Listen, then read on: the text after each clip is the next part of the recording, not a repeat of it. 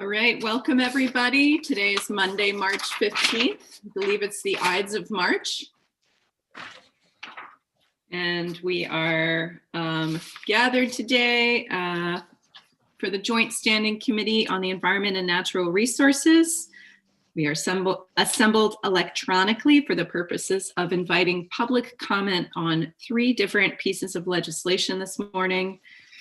And before we get started, I just want to share some information related to the fact that this meeting is being conducted using an electronic format. This meeting is currently being live streamed on the committee's YouTube channel, and that means that anybody who is a participant in this meeting via Zoom can be seen and also heard if their microphone is unmuted. People on the Zoom meeting waiting to testify cannot be seen or heard until they are called upon to speak. This meeting will be recorded and available to view on the committee's YouTube channel in perpetuity. In a moment, I will have committee members introduce themselves, but before I do, I will ask that committee members keep their mic muted until I call on you. For those of you that are in the attendee space planning to testify this morning, if you could please make sure that the name on your Zoom square is the same as the name that you registered with to testify. That would be quite helpful so that we know who you are and can identify you with the registrant list. So if you're registered as, or if you're listed on your Zoom screen as Dad's laptop or iPhone 6, please make sure to change that. In addition, when you get moved from the attendee space into the panelist space to testify, it will feel momentarily like you're being cut off from the meeting. But if you just hang in there for a second, you will pop back up into the meeting space, and then you'll turn on your video and unmute yourself and share your testimony with us. Yes, Representative Bloom. Thank you. What order are we hearing the bills as listed in the calendar? That's my intent. Yeah. Yes. Thank you. Yes. Okay. So let's go around and introduce ourselves. We'll start with Representative Bell.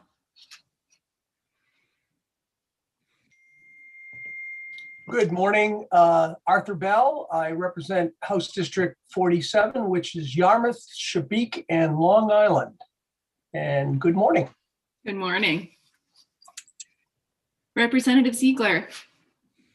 Good morning.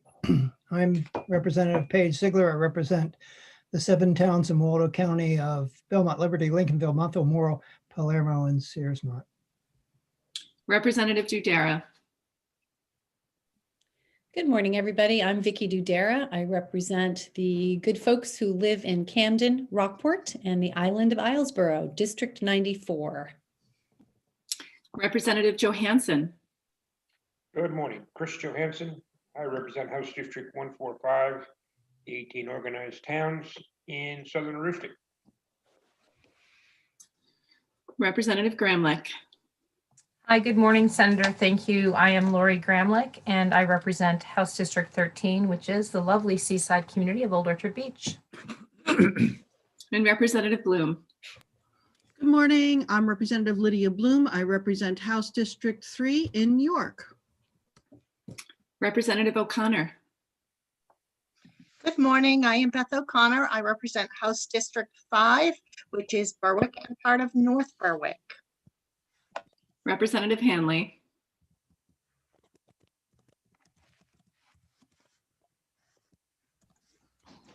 Good morning, I'm Jeff Hanley. I represent District 87, which is Pittston, Alna, Westcasset, and Randolph. And my co-chair, Representative Tucker. Good morning. My name is Representative Ralph Tucker, and I represent half of Brunswick, which is House District 50. Thank you. And I'm Senator Stacey Brenner. I represent Scarborough, most of Scarborough, all of Gorham, and part of Buxton in Senate District 30. And in addition to all of us who've introduced ourselves, we are also accompanied by Dan Tartikoff, who's our analyst, and Sabrina Carey, who's our clerk, and they are very effective at keeping us moving forward. So thank you, both of you, for all of your help. All right, so moving into our hearing for today. One other mention is that the chat function will primarily be used for logistics, not for anything substantive.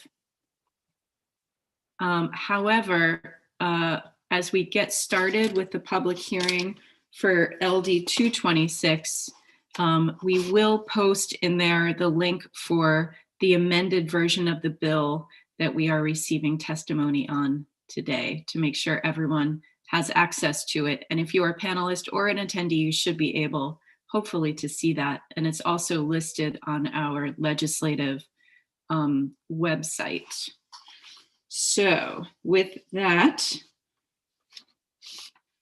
we will move into our hearing, and we'll start off with Representative Tucker, who is the sponsor of LD 226. Welcome.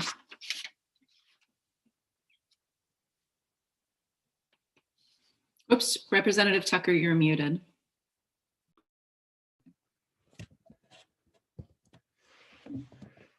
Good morning, Senator Brenner and fellow members of the Environmental and Natural Resources Committee. This proposal was originally submitted by the governor in the 129th legislature as LD 2112. There were many tweaks and changes in response to concerns last year of environmental advocates, manufacturers, trade associations, Maine farmers, and restaurant owners.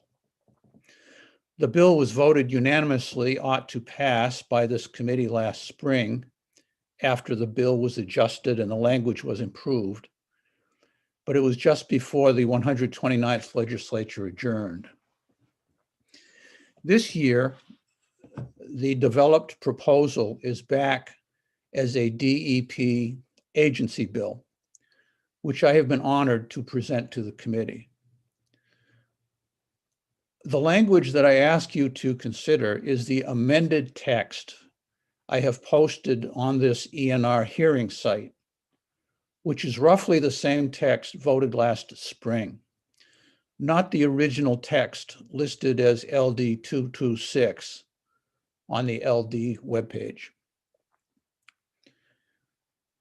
You will learn that the hydrofluorocarbon molecules are a highly potent contributor to the warming of the atmosphere, 100 to 1,000 times as potent as CO2, pound for pound. You will learn that hydrofluorocarbons are used in refrigeration, aerosol propellants, and blowing agents for insulation panels and other products.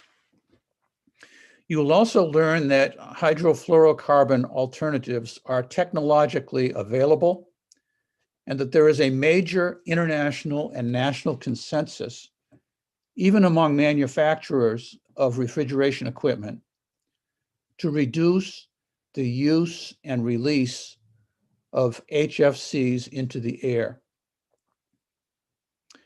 In this effort to reduce hydrofluorocarbons, Maine is not out front or ahead of other countries and states. We are not the guinea pigs for some novel idea. This bill is part of a long and sustained effort by states, manufacturers, trade associations across the globe and across the country, moving in the same direction. Now, there's one major concern that must be addressed at the onset. Maine's farmers, restaurants, and retailers will not have to give up their current refrigeration equipment. Maine contractors will not have to give up their supply of wallboard insulation. The use of current equipment and products using hydrofluorocarbons are grandfathered, and you will see the grandfather paragraph on page 9 of the bill in subsection 3. The bans and prohibitions in this effort are not aimed at end users, but apply to the manufacture and the sale of specific HFC-connected equipment and products in the future. Meanwhile, new types of equipment and products are coming on the market as replacements during a transition period. In our response to global warming, the reduction of hydrofluorocarbons is low-hanging fruit. We will get significant impact at comparatively low cost with these hydrofluorocarbon reductions. Thank you very much. Thank you so much, Representative Tucker. Representative Bloom has a question. Thank you, Chair. Representative Tucker, so this bill reflects the amendment that you propose, reflects all the work that we did on this bill to date and all the changes that, does it reflect the same bill that it came out of committee with, or has it been improved even since then? It is substantially the same as the bill that was voted on after all the interest groups got together and did their tweaks and changes and so forth. It's essentially the same. There have been some grammatical and non-substantive changes made. That's true. But Okay, it's essentially the same bill. great. And last year it was out of committee unanimously? Was that the? Yes, it Thank you. was.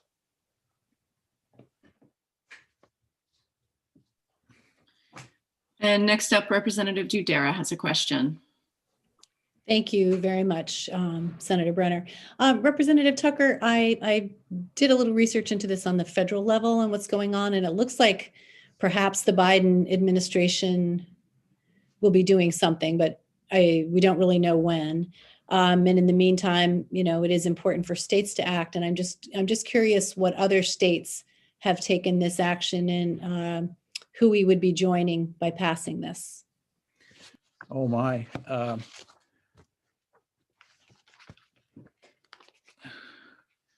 There are 10 states which have this already.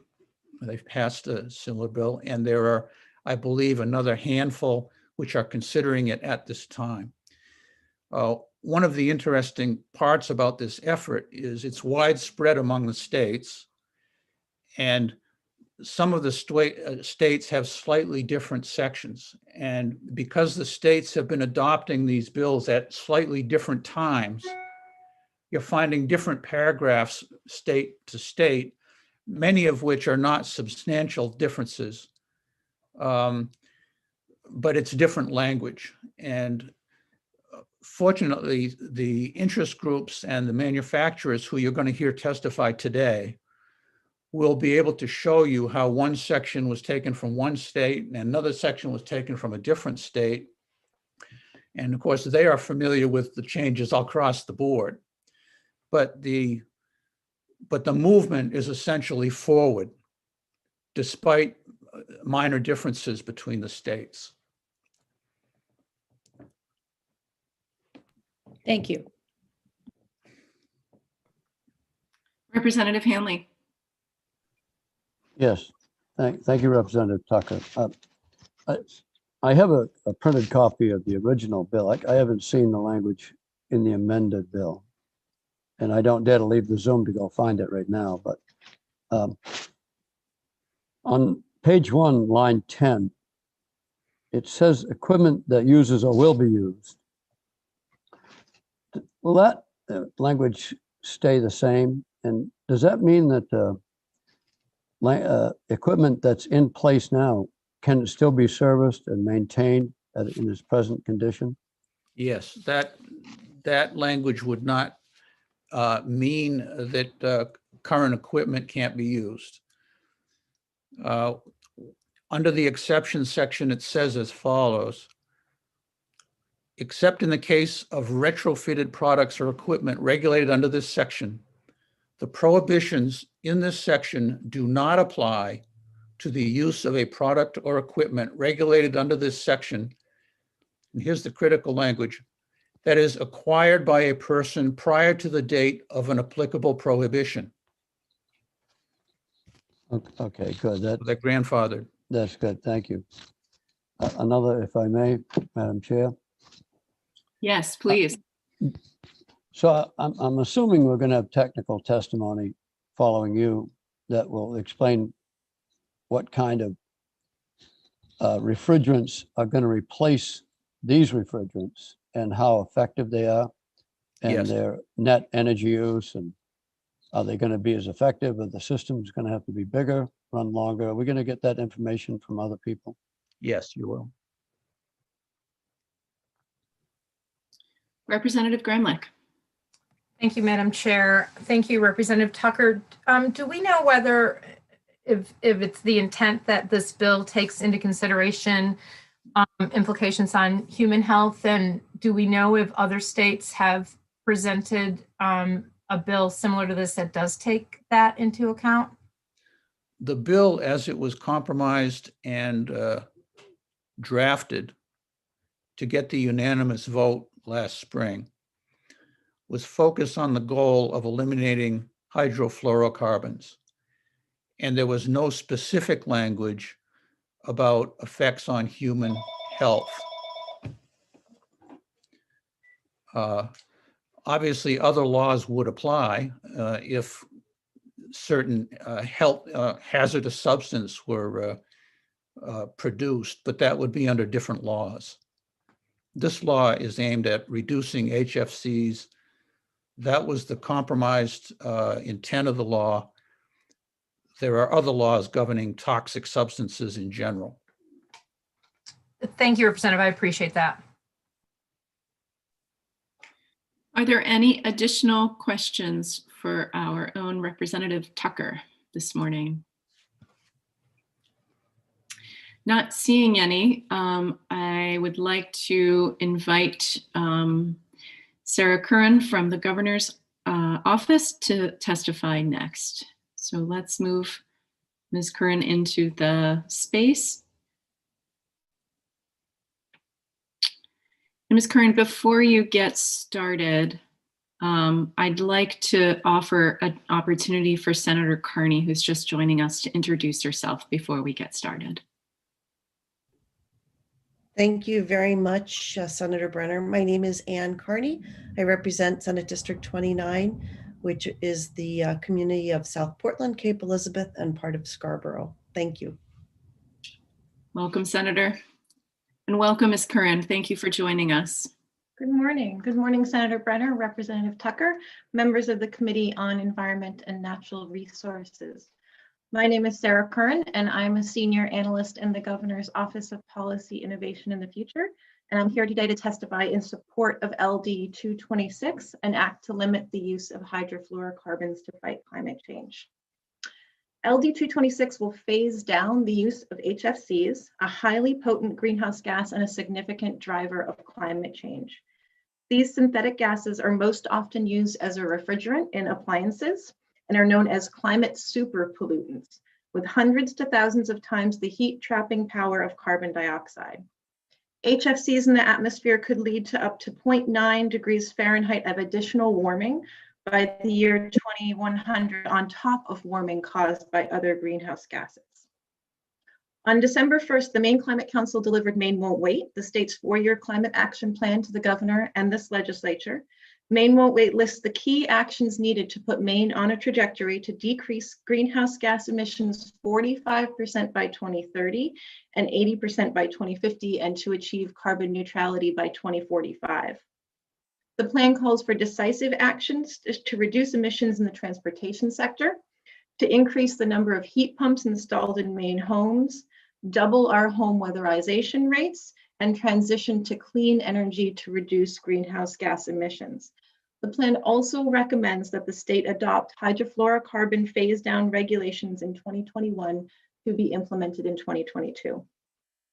HFCs are the fastest growing source of greenhouse gas emissions, both nationally and globally, and they could double within 20 years if left unchecked. Addressing the significant climate impacts of HFCs is essential to meeting Maine's reduction goals. The 2019 version of this bill, LD 2112, was amended by this committee and unanimously voted ought to pass. But unfortunately, the legislation was never voted on by the full legislature because the session was cut short by the COVID-19 pandemic almost a year ago. This year's amendment brings LD 226 into alignment with the amended version of last year's bill, which received debate by this committee and valuable engagement and adjustments from stakeholders. Safer alternatives to HFCs are available, and other states are taking similar actions. Last year, Maine, Massachusetts, and Rhode Island announced multi-state action together with the hope that similar regulation across the region would create a more certain business environment for manufacturers and businesses. At the federal level, the bipartisan American Manufacturing and Innovation Act was signed into law in late 2020, directing the US EPA to adopt federal phase-down schedules. Coupled with efficiency opportunities in refrigeration and cooling, phasing down the use of HFCs and replacing them with gases with lower heat trapping power delivers significant climate and energy efficiency benefits. Refrigerant servicing companies will transition from using HFCs to using non-HFC alternatives and will receive training and instruction from the manufacturers. Impacts to businesses with equipment using HFCs will be minimal because the retrofits will occur at the same time as normal servicing and other repairs. For most consumers and small businesses, the change will be negligible because new non-HFC alternatives will be required to utilize the HFC alternative. But for example, a homeowner purchasing a refrigerator or a restaurant replacing a compressor will only be required to utilize a product that does not contain HFCs when they purchase new equipment. With most manufacturers already making this transition, the burden for consumers and industry will be minimized. Importantly, state and federal phase-down requirements will ensure that new uses for HFCs are not generated and that the market transitions as quickly as possible. HFCs are a very powerful climate pollutant, and LD 226 is an effective strategy to phase them down by limiting their use where safer alternatives are available. On behalf of the Governor's Office and the Maine Climate Council, I urge you to support this bill. Thank you very much for your consideration of LD 226. Happy to answer any questions. Thank you so much, Ms. Curran. Representative Bloom has a question. Thank you, Senator Brenner. Good morning. Good morning, Representative How are Bloom. you? Good, Nice thanks. to see you. You mentioned that there's a compact or an agreement between the 4 New England states, and at what level are the other New England states that you mentioned where are they with this type of prohibition? So we've worked closely with the U.S. Climate Alliance, which is an alliance of 25 states that have shared climate emissions reduction goals. And they've helped share language so that we could ensure consistency across regulations and legislation being considered in different states. Last year, when we announced this bill, we coordinated the announcement with other New England states in an effort to make sure that it was as consistent a regulatory environment in New England as possible. I know that Massachusetts has been doing rulemaking on their regulations, as has Maryland and Delaware. I'd have to check for a more complete list of which states are pursuing this through legislation and which ones are doing it with rulemaking, but I can follow up with that information for you. Thank you. Any additional questions? I'm not seeing any. Thank you, Ms. Curran, for joining us this morning and sharing your testimony. And next up, we'll welcome Jeff Crawford from the DEP. Welcome, Mr. Crawford. Good morning. Senator Brenner, Representative Tucker, members of the committee. I'm Jeffrey Crawford, and I'm the director of the Bureau of Air Quality at the Maine Department of Environmental Protection. And I'm here today speaking in support of LD 226. Hydrofluorocarbons, or HFCs, are a category of gases used primarily as refrigerants in a variety of commercial and industrial applications. HFCs are identified as greenhouse gases by both the U.S. Environmental Protection Agency and the Department of Environmental Protection as a result of their capacity to trap heat in the Earth's atmosphere. The heat trapping ability of greenhouse gases such as HFCs is known as their global warming potential, or GWP, and is measured relative to the warming effect of an identical volume of carbon dioxide, typically over a 100-year time frame. The HFCs addressed by this bill are among the most potent greenhouse gases, with global warming potentials ranging from 1,030 to 9,810, which is to say that their ability to trap heat is between 1,030 and 9,810 times greater than that of an equivalent amount of carbon dioxide.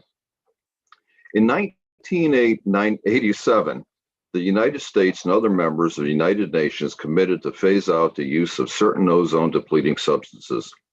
Soon thereafter, Congress amended the Clean Air Act to provide authority for the United States Environmental Protection Agency, or EPA, to restrict the use of ozone-depleting substances and to require manufacturers to use non-ozone-depleting substitutes, such as HFCs. Subsequently, the HFCs and HFC blends that were introduced as substitutes for ozone-depleting substances, such as chlorofluorocarbons, were unfortunately discovered to be potent greenhouse gases. And in 2015, EPA promulgated new regulations that prohibited certain HFCs and other substitutes for ozone-depleting substances, or restricted their use to specific circumstances. The products and end uses covered by EPA's 2015 regulations, including aerosol propellants, motor vehicle air conditioning systems, retail food refrigeration, vending machines, and foams and foam-blowing agents. Regrettably, in 2017, the District of Columbia Circuit Court of Appeals vacated the portion of EPA's 2015 regulations that applied to HFCs on the basis that EPA had exceeded its statutory authority under the Clean Air Act. In order to fill this void, Maine began coordinating with Massachusetts, Rhode Island, Vermont, and the other members of the U.S. Climate Alliance to phase out the most damaging HFCs. Last year, as a result of that effort, LD 2112 was introduced in this committee to address the issue. After the public hearing, discussion among members of the committee resulted in a committee amendment that was unanimously voted ought to pass on March 11th, 2020. Unfortunately, before that bill could be considered by the full legislature, the COVID pandemic forced the legislature to shut down. Over the past year, Maine continued to participate in Climate Alliance discussions to make sure that our state's efforts to reduce HFC emissions remained consistent and did not place undue burdens on industry. Since the bill was heard last year, there have been positive developments at the federal level. On December 27th, 2020, the federal government enacted the American Innovation in Manufacturing Act, or the AIM Act, which requires EPA to promulgate rules gradually reducing the amount of HFCs allowed for various end-use categories by 85% over the next 15 years through a cap-and-trade program. While the AIM Act and EPA's rules will ultimately provide significant reductions in HFC emissions, many of these reductions will not occur until 2029 or later. Fortunately, with only a few exceptions, the AIM Act does not preclude states from taking earlier or more stringent actions. The amendment offered today by Representative Tucker is a slightly modified version of last year's committee amendment. Changes include clarification to some of the definitions, updates to the effective date of some of the prohibitions, and accommodation of limited time federal exemptions required under the AIM Act.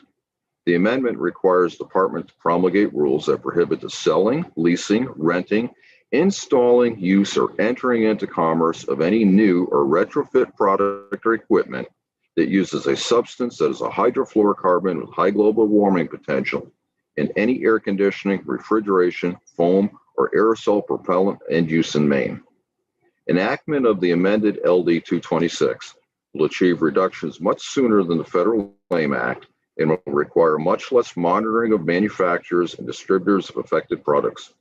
The amendment respects the federal exemptions mentioned and regulates the affected end uses once the federal exemption expires.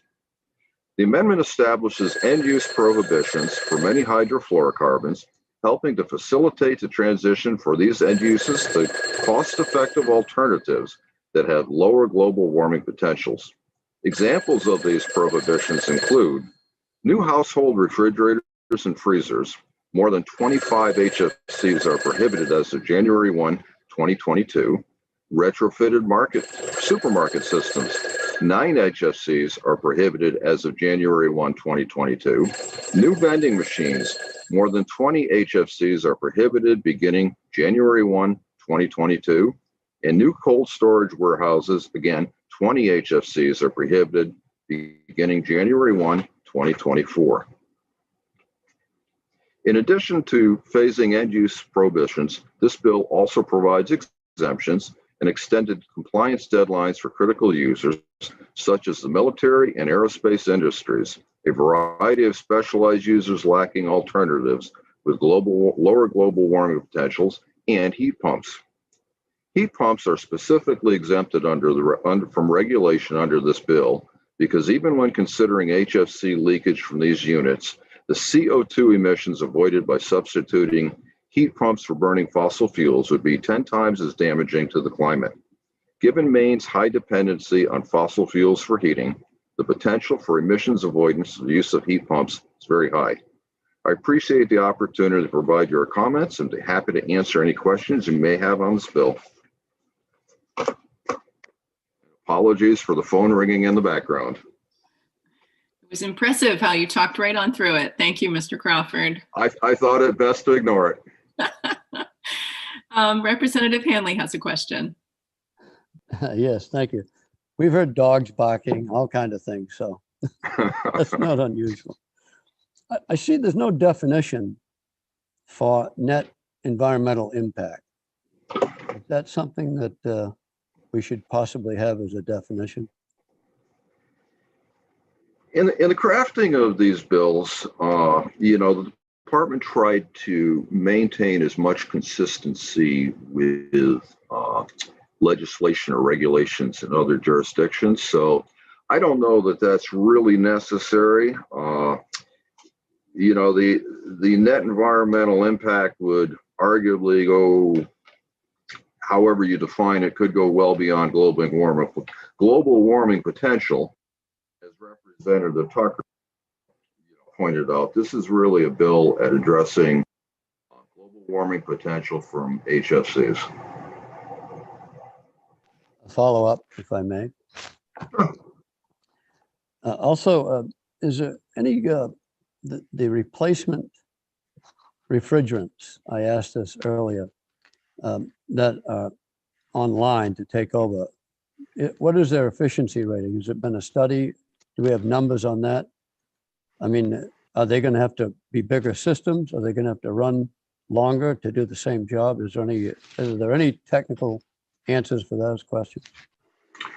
That truly is a technical question. I'm actually going to defer to some of the other stakeholders, I believe, that will be testifying today. I think they're definitely more properly and appropriately equipped to answer that question. Okay, thank you. You're welcome. I hope they're listening and they'll be ready to just answer them before I ask. Representative Bloom. Thank you, Senator Brenner. Mr. Crawford, the heat pump exemption, I guess so HFCs are used in heat pumps is what you're saying, and they're exempted. Yes. And they only have a problem if they're improperly working and leaking. Is that correct? That's correct. Okay. Is there any, and maybe you're not the person to ask this, but the technology going forward on heat pumps, what about replacing some of these refrigerants in heat pumps, or whatever the replacement is for the HFCs? Is that possible in heat pumps? with the caveat again that I'm certainly not a refrigeration or HVAC expert, certainly would seem feasible. I do want to point out that what we have done in this bill is explicitly exempted heat pumps. Other jurisdictions, it was implicit. So it is basically, we just wanted to make clear that they're not covered by this. Other jurisdictions, and I'm going to point out perhaps Washington State, if you were to ask them, I think they would tell you, well, it's not covered, but there's a little bit of interpretation. We wanted to make it crystal clear. Heat pumps are really a critical piece to addressing some of our climate change goals moving forward, and really don't want to do anything that's going to, delay the implementation and installation of a lot more of these units. Thank you. Are there any additional questions for Mr. Crawford this morning? Not seeing any. Thank you so much, Mr. Crawford. Thank you. And next up, we have Jessica Olson. Oh, there you are, Jessica. Welcome. Good morning. Thank you. Good morning, Senator Brenner, Chairman Tucker, members of the committee. My name is Jessica Olson. I am Director of Environmental Policy for Honeywell. Honeywell supports LD 226 as proposed to be amended by Representative Tucker because it bolsters adoption of advanced American technologies by businesses. HFCs are used throughout the world as refrigerants in air conditioning, to cool cars, homes, and buildings, in home and commercial refrigeration, foam insulation, and as aerosol propellants and solvents. While efficient, many HFC products have a high global warming potential. Replacing these products with next generation alternatives can make a positive impact on the environment. Replacing HFCs with better alternatives is key to achieving the greenhouse gas emission reductions in Maine. Globally, replacing HFCs with low global warming potential alternatives can avoid up to 0.5 degrees Celsius of warming by the end of the century. American industry has invested well over $1 billion with a B dollars domestically and employed more than 700,000 US workers to research, develop, and implement alternative solutions to high GWP or global warming potential HFCs. This includes newly constructed manufacturing hubs in the United States to produce such alternatives. This bill will help drive a transition to the low GWP solutions and promote US leadership in innovation and manufacturing. Because of this investment, cost-effective, near drop-in alternatives to HFCs are commercially available today and ready for widespread adoption. In addition to the lower GWP technologies, technologies using environmentally preferable HFC alternatives are also often more energy efficient than traditional systems, and thus lower consumer costs and increase competitiveness. Honeywell continues to work with our customers to ensure a smooth transition to these advanced technologies.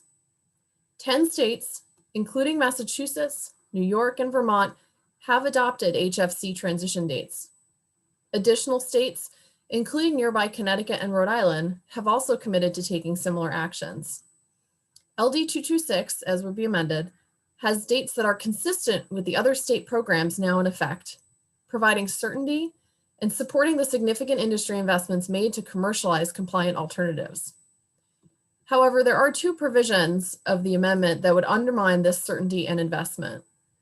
One is the waiver provisions of Section 3C, and two is the EPA conforming language of Section 6D.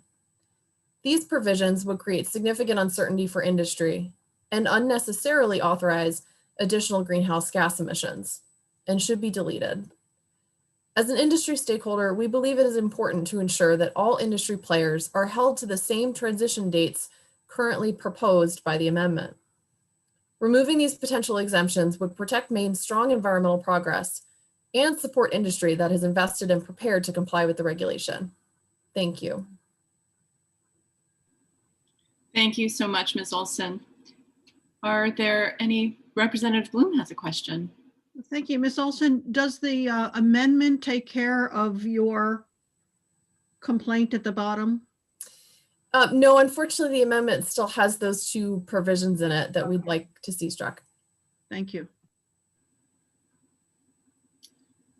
Anyone else have a question? All right, not seeing any. Oh, thank you so much for joining us this morning, Ms. Olson. Thank you. Okay, so if you are in the attendee space and you are here to testify in favor of LD 226, if you could raise your mechanical hand, and then we will go through lots of hands going up. All right. Okay, we're going to move through you all in order. So the first three will be Sarah Woodbury, Stephen Werani. I'm so sorry, Stephen, I think I butchered your name, and Patrick Stropp. Welcome, Ms. Woodbury. Nice to see you. Good morning. Thanks for allowing me to testify. Good morning, Senator Brenner, Representative Tucker, and members of the Environment and Natural Resources Committee. My name is Sarah Woodbury. I am the Director of Advocacy for Defend Our Health, formerly known as the Environmental Health Strategy Center. I'm here to testify in support of LD 226 as amended, provided that there are additional critical amendments made to it. I'm not going to read my entire testimony. I'm just going to hit the highlights here because you'll hear a lot from other folks about HFCs, but Maine continues to lead when it comes to fighting climate change, and prohibiting the use of HFCs is another important step. However, it is important to ban the use of HFCs, but in the process of doing so, we should make sure that to avoid any regrettable substitutions when looking for alternatives. This has been a huge problem with refrigerants. As industry moves away from HFCs, chemical companies such as Chemours are actually pushing hard to replace HFCs with HFOs or hydrofluoroolefins. It is true that HFOs have a lower global warming potential than the currently used HFCs.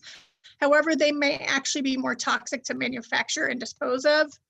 Many HFOs, use carbon tetrachloride, or a CTC, as feedstock chemical. It is classified as a carcinogen and can cause liver, kidney, and central nervous system damage. Rat studies have shown that long-term exposure to CTC can cause decreased fertility. It was supposed to be phased out in production in accordance with the Montreal Protocol due to its role in ozone depletion, but its production is now increasing due to its use in manufacturing of HFOs. This potent carcinogen is already omnipresent in the environment. We should not be increasing production of it and leaking it out into the world when most refrigerants uses can be done with less harmful substances such as ammonia or carbon dioxide. Considering the possible impact of these chemicals on human health, language should be added to this bill that would require those impacts be considered when looking at substitutes for HFCs. And I'm talking about the amended bill, the bill's current language only allows global warming potential to be considered when prohibiting the use of HFC. The bill as it is currently drafted would allow regrettable substitutions like HFOs that are harmful to humans. This actually makes Maine an outlier amongst the states with similar legislation who have all allowed consideration of both human health and the environment when considering replacements. Washington, Vermont, New Jersey have all included language in their legislation to require impacts on human health to be taken into consideration when looking at substitutes for HFCs. Additionally, Oregon is currently considering similar legislation that also has language requiring that impacts on human health be taken into consideration. I linked the language of all of those bills in my testimony. We urge the committee to consider amended language to the bill that would help prevent regrettable substitutions that may impact human health by allowing the DEP to consider additional risk factors to health and the environment rather than just global warming potential. Impacts to human health are just as important as environmental impacts, and we must take both into account when looking at alternatives. We have suggested language in my testimony, and additionally, nationally, NRDC, which is the main environmental group that's been working on this, this type of legislation across the country, has submitted testimony to you guys as well, suggesting that language. They just unfortunately could not be here today to testify in person. So we urge you to unanimously vote ought to pass with the suggested amended language to LD 226. Thanks for your time. Thank you, Ms. Woodbury. Are there any questions? Yes, Representative Bloom. Thank you, Senator Brenner. Ms. Woodbury, so your proposed amended language then would say, wouldn't stop the use of HFOs, right? You're saying that would be, I'm not sure exactly what your, so what about the HFOs? What does your proposed language actually do? So in the rulemaking process, we are asking we're asking to add language that would let the DEP take into account both the impacts on human health and impacts on the environment when they're looking at substitutes for HFCs. So like I said, currently the HFOs that are being used have impacts on public health that HFCs don't. And so while we think it's important and we're fully supportive of getting rid of HFCs, we do think that when we're looking at substitutions, impacts on human health should also be considered, not just impacts on the environment. If a bunch of people have cancer because of exposure to some of this stuff, then whether the environment is in good shape is kind of irrelevant. So. Follow up, please. Yeah. Yes, please. But the thing is, HFOs are what we have now. So there are other. But you're saying, but you're not, but would your language prohibit the use of HFOs if we did a study and said it was, and you're already saying that it's of damage to human health? I guess is what I'm asking. Is your proposed language saying that we can't use HFOs because of its damage to public health? So that we would ask that language be added, and then they could go through the rulemaking process and folks could make the argument either, I guess it's at the end of the day, it would be up to the rulemaking process to decide whether or not they consider that damage, bad enough to ban the use of HFOs on top of that. There are other options besides HFOs. There are other refrigerants. It's not the only option. Great, thank you. I'm going to investigate the other options. Thank you. Any additional questions?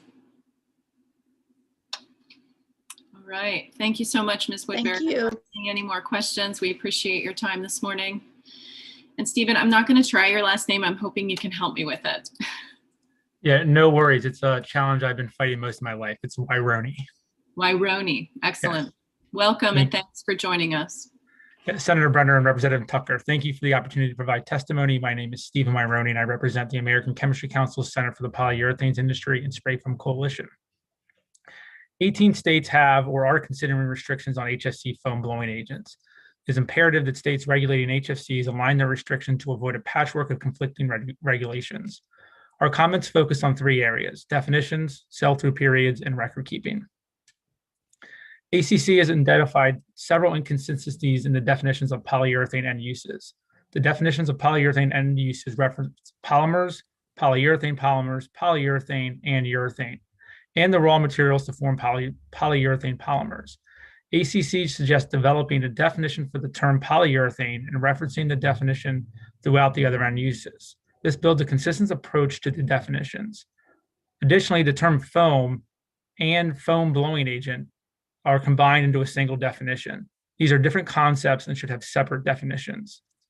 Making these changes will align Maine's HFC restrictions with other states regulating the chemicals.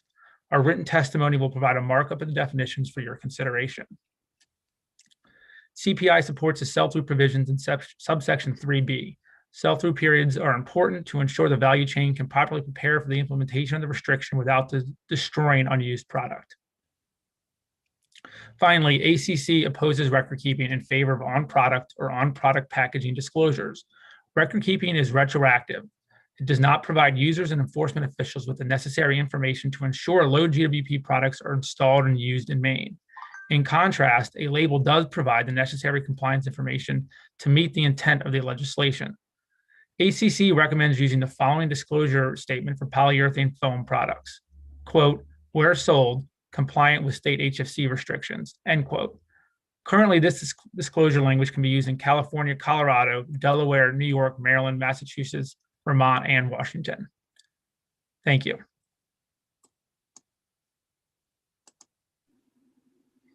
Thank you so much, Mr. Wyroni. Any questions? All right, not seeing any. Thanks for joining us. Thank you. All right, and next up, Welcome, Patrick. How are you this morning? Fine, thank you. Welcome.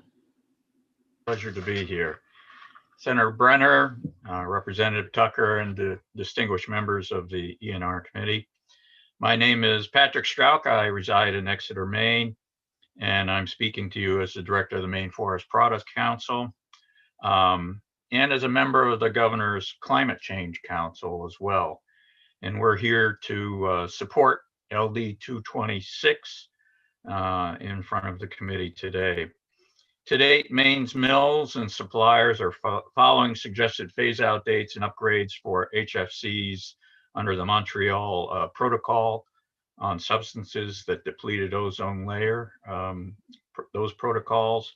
We understand this legislation accelerates that timeline, and we're supportive of that. The amendment recognizes that organizations will be able to service their current appliance throughout its asset life cycle, and that new equipment will be replaced under the guidelines that are currently established for new approved chemical replacements. I think our original concerns are addressed with the amendment. I still have my purple copy from a few years ago. And the things that we flagged at the time were the grandfathering provisions, which are covered in sections 3A. And we had a concern that some of the replacement gases would not meet the building code requirements of the fire marshal. And that's why section 6 in rulemaking is included. If we go in front of, if we do rulemaking, we're going to make sure we have replacements that will the state fire marshal will approve of, so you're not caught in a catch-22 position. So we're here to support the bill. We think the amendment has important language in it, and we urge you to pass this legislation. Thank you. Thank you so much. Are there any questions? I'm not seeing any. Thank you very much. Have a great day. You too. All right, so next up is Mr. Costello.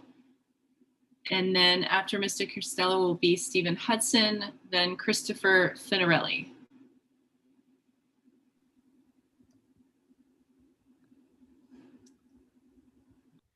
Good morning, Senator Brenner, Representative Tucker, and members of the Environment and Natural Resources Committee. My name is David Costello. I am the Climate Clean Energy Program Director at the Natural Resources Council of Maine, and I am testifying today in support of LD 226 as amended. To reduce the most severe health, economic, and environmental impacts of climate change, the world must cut its greenhouse gas emissions by almost half by 2030. That's the position of an overwhelming majority of climate scientists, health professionals, and economists, including those at the University of Maine. Achieving what science and sound economics requires will not be easy, however, and will demand an all-in, all greenhouse gases approach. Importantly, while carbon dioxide is by far the most abundant and damaging greenhouse gas, it is not the most potent. The most powerful greenhouse gases from a global warming standpoint are hydrofluorocarbons. As already noted, HFCs have global warming impacts that are hundreds and in some cases thousands of times greater than carbon dioxide. And while they currently comprise only 1% of our greenhouse gas problem and are comparatively short-lived, their usage is increasing and will contribute significantly to the Earth's warming if they are not eliminated by the middle of the century.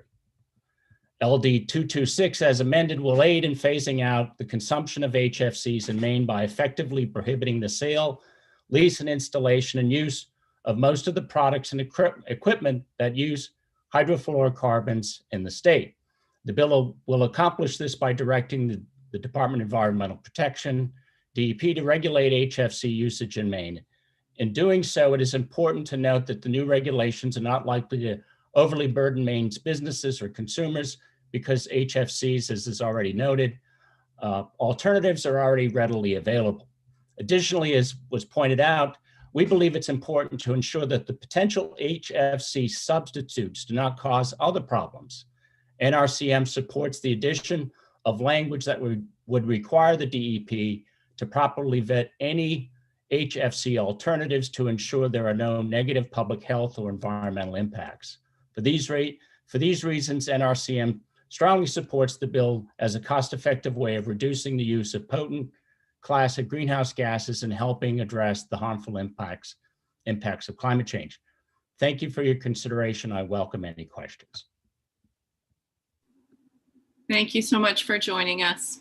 Are there any questions? Not seeing any. Have a great day. Thanks for joining us. Appreciate your time. Thank you. And next up, Mr. Hudson, welcome.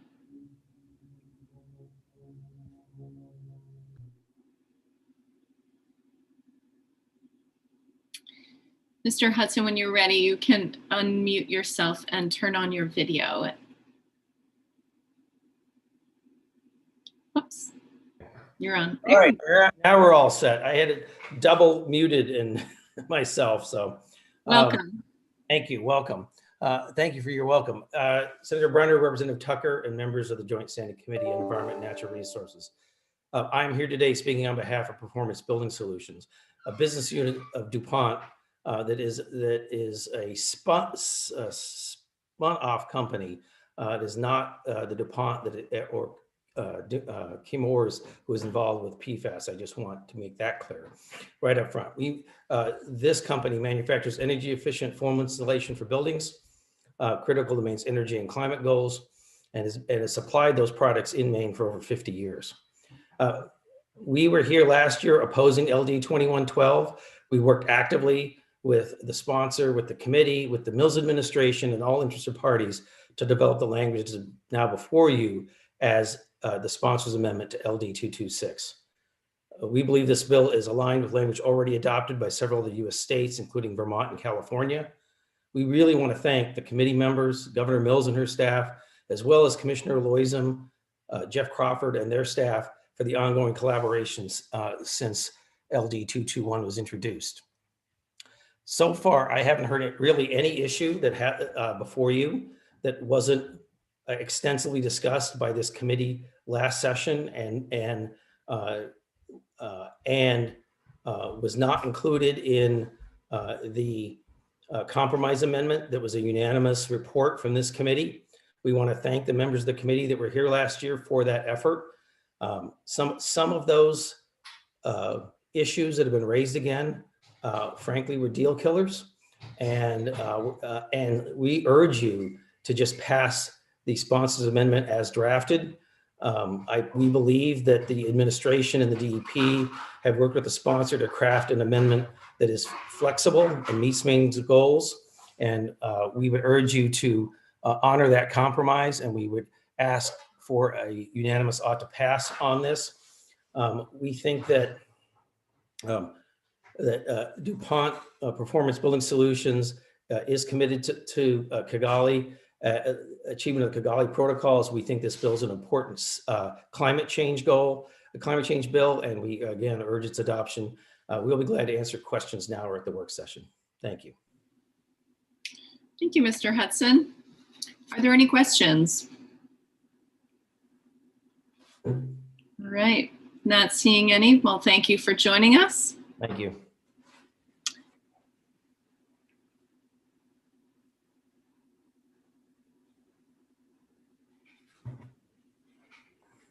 And Mr. Finarelli, welcome. Thank you, Senator Brenner, Representative Tucker, and committee members. Appreciate the opportunity to testify before you today. I'm Christopher Finarelli with the Household and Commercial Products Association. HCPA represents a wide range of products from household cleaners and air fresheners to commercial disinfectants. And many of those applications use aerosol technology that are integral part of household and commercial products. We support the proposed amendments, especially as it relates to the disclosure issues and definitions of propellants for aerosol use. we do have one requested change that I would deem a technical change, but an important one. In page 10 of the amendments, as it relates to exemptions for aerosol propellants, subparagraph E1, we would add to the end of that definition for an exemption or electronics. Without that definition change, which would be a straight alignment with federal regulations under Appendix U of the SNAP regulations. Without that, we really see that as a worker safety issue, because workers use these products and propellants for operations that for equipment that they don't turn off. So you have electronics that are operational, and then you run into flammability issues without the use of these products. So we would request that last change, but otherwise would like to thank Representative Tucker for his leadership on this issue. And with that amendment, would be supportive and looking forward to getting there. Thank you so much. Thank you, Mr. Finarelli. Any questions? All right. Thank you for joining us. Thank you so much. And next up is Jeff Marks, and then we'll have Rob Wood. And Mr. Marks, you are in the meeting. Good morning. Thank you, Senator Brenner, Representative Tucker, and members of the committee for the opportunity to testify today on LD 226. I'm with Acadia Center. We are a nonprofit research and advocacy organization incorporated in Rockport, Maine, and committed to advancing the clean energy future by offering real-world solutions to the climate crisis. And we do think HFCs are part of that climate crisis and support LD 226 as amended. Really commend Governor Mills for her work with neighboring states last year, as well as the sponsors of this specific bill for working together to advance these protective measures to reduce and eliminate use of HFCs. Whenever you're able to partner with other states or as a region, it really makes a difference as far as the impact that you have, not just on a singular level, but collectively. Maine's action also follows directly on the heels of the December American Innovation and Manufacturing Act that the DEP mentioned earlier, that included a provision to phase down the use of HFCs on the federal level. Maine would have acted sooner in 2020, but the legislature adjourned early last year due to the COVID-19 pandemic. But better later than never. Maine is now positioned to help keep HFC use in check as we prepare for a national supply phase down, and is stepping up and working with innovative companies to achieve low-cost greenhouse gas emission reductions from this particularly potent chemical. So with this bill, we support a phased-in regulatory framework for reducing HFC use in Maine. Any regulation that supports a predictable path for the transition to low GWP HFC alternatives will help ensure that the businesses make the transition with increased certainty to offer the same products nationwide in a way that helps consumers in the adoption of these products, and in the end, benefit from both a financial and an environmental standpoint. We understand that language is being considered that would give the DEP authority to approve or disallow chemicals used as substitutes for HFCs. Both Sarah and David mentioned this in their earlier testimony, provided that doing so would reduce overall risk to human health and the environment. And that would be consistent with bills that have been introduced in other states. And Acadia Center would support this amended language as well. So thank you for the opportunity to provide testimony today. Appreciate it. Representative Dudera has a question for you, Mr. Marks. Thank you. Yes, Mr. Marks's association is located in my district, so I want to give him a real stumper.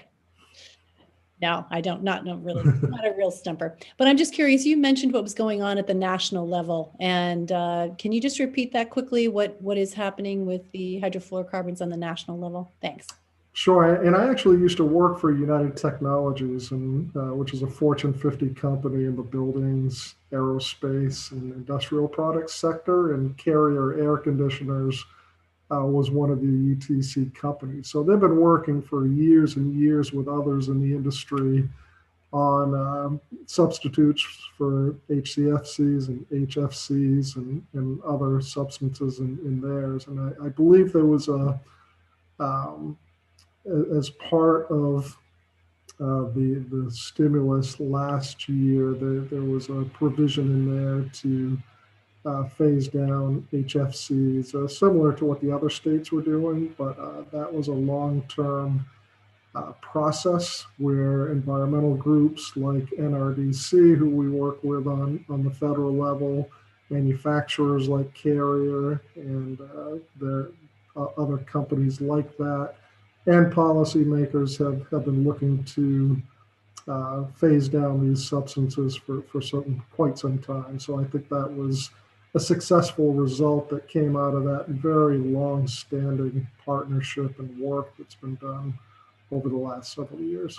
And as I mentioned, when you do things on a regional basis, bigger impact, but when you do it on a national basis, even more.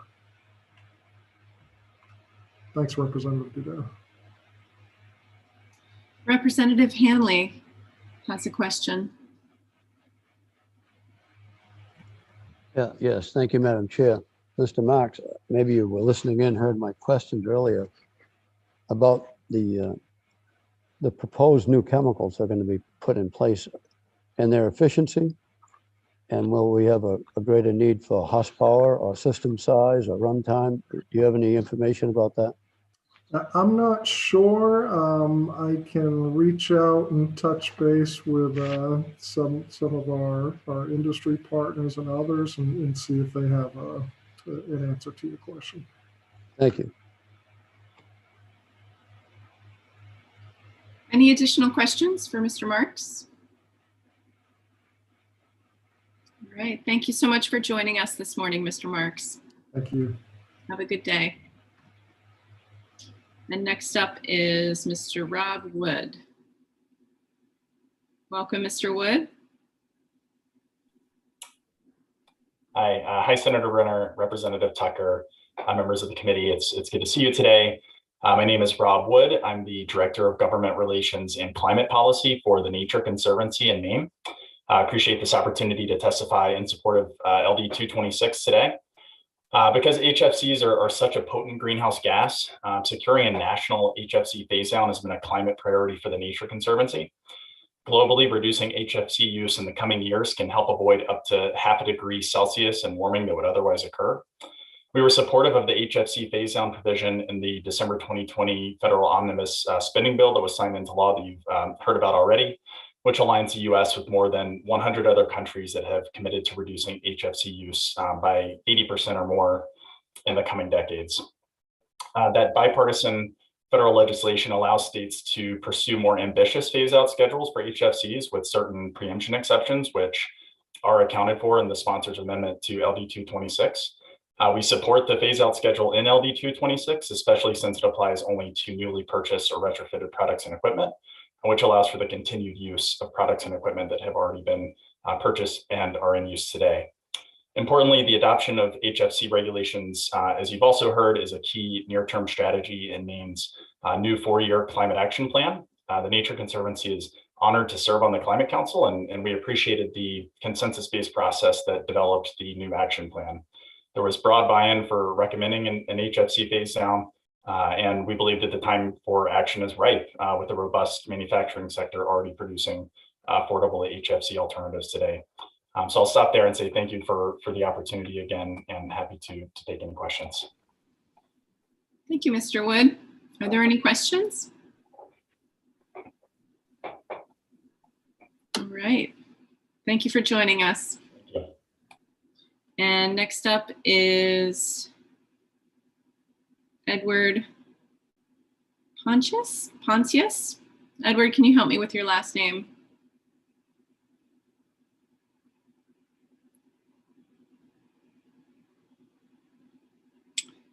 Edward, when you're ready, you can turn your camera on and turn yourself off mute. Oh, Yes, there we go. Thank you. And can you help me with your last name? Pontius. Pontius. Excellent. Welcome. Thank you. Thank you, Senator Brenner, Representative Tucker, committee members. I'm a physician in Maine, a member of the Maine Association of Psychiatric Physicians, Maine Medical Association Public Health Committee, and I'm here speaking on their behalf, urging strong support for LD 226.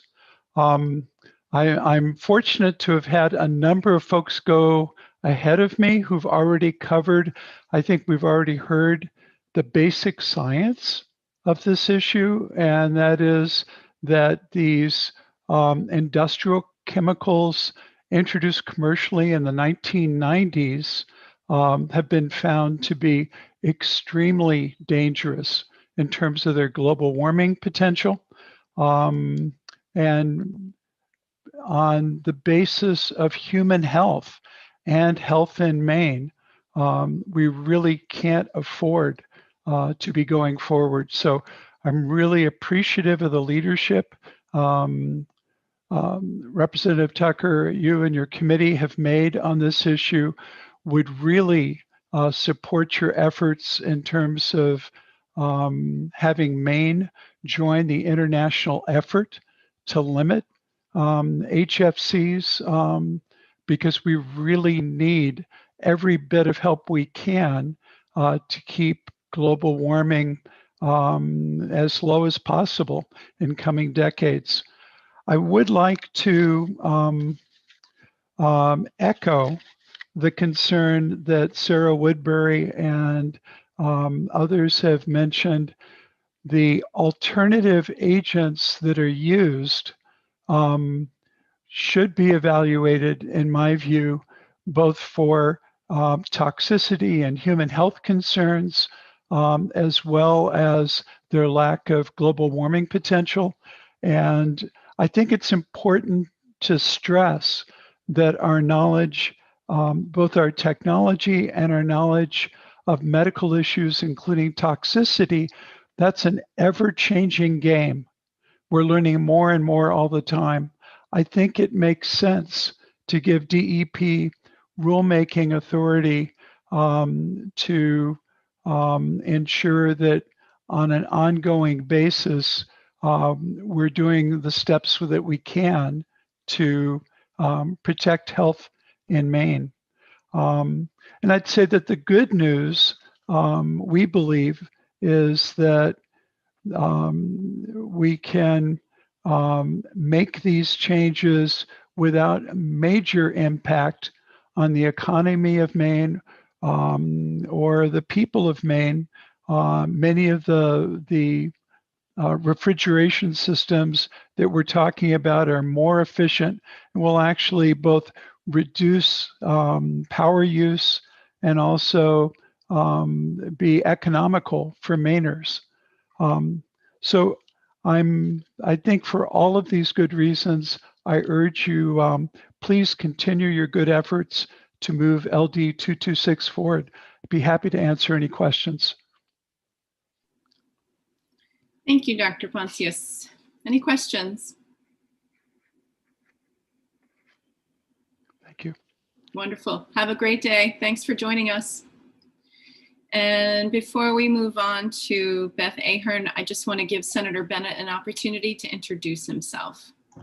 Thank you, Madam Chair. I am Rick Bennett. I have the honor of representing the foothills in the Lakes region of Western Maine in the Maine Senate, 13 towns in Oxford and Cumberland counties. Great to be with you. Thanks. We're glad you're here. Welcome, Beth. We're glad to see you. So good to see you. Good morning, Senator Brenner, Representative Tucker, and esteemed members of the Environment and Natural Resources Committee. My name is Beth Ahern. I'm the Director of Government Affairs for Maine Conservation Voters, testifying in support of LD 226. At Maine Conservation Voters, we work to make conservation a political priority. As you've heard, LD 226 phases out HFCs, which are potent, short-lived climate pollutants. They're part of a class of super pollutants that also includes methane and black carbon.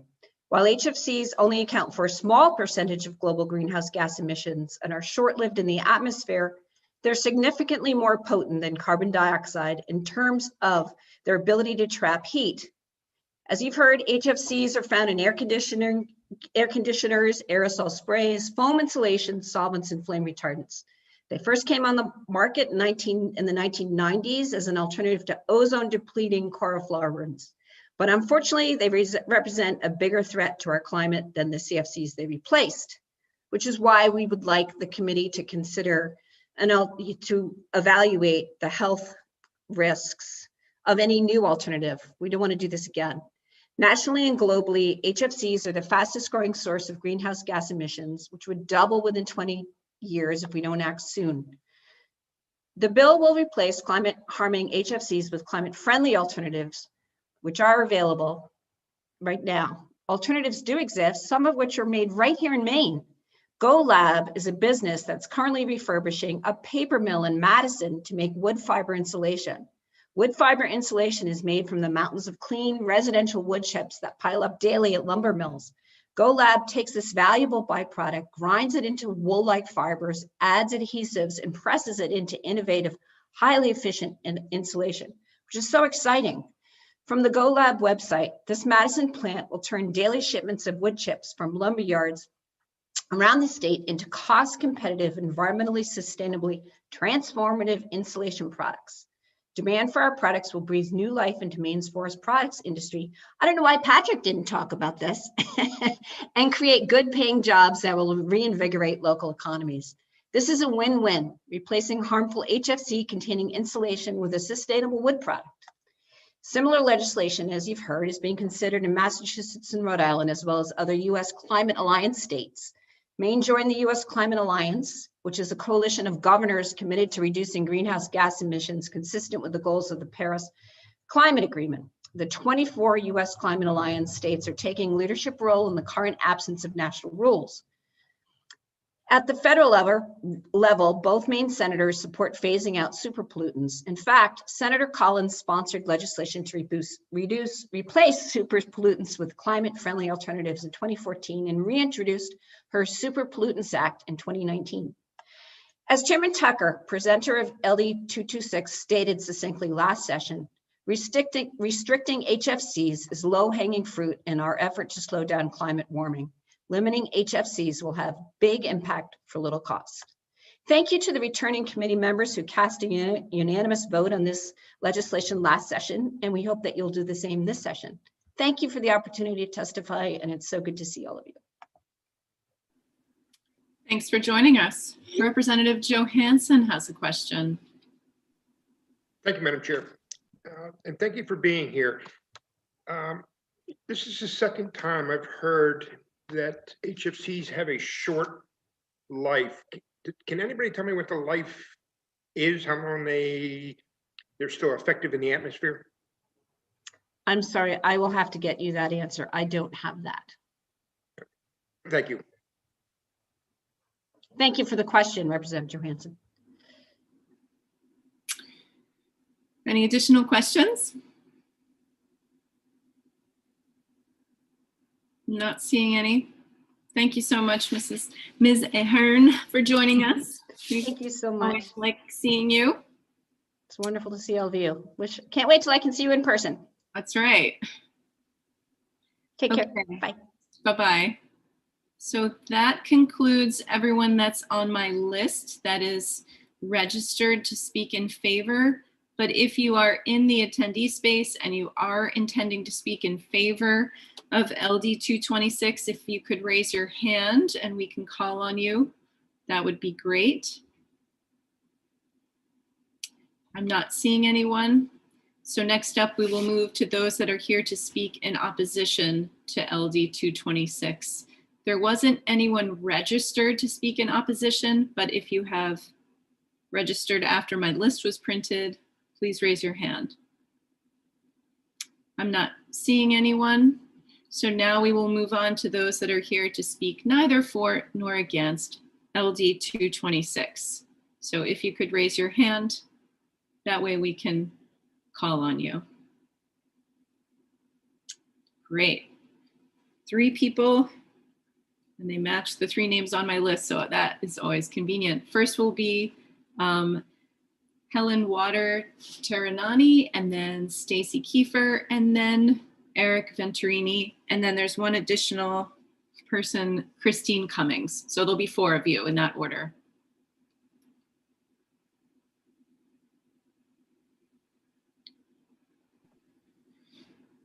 Welcome. You might need to help me just make sure I have your last name pronounced correctly. Sure, it's a little bit tricky. Good morning, Chair Brenner, Chair Tucker, and members of the Committee on Environment and Natural Resources.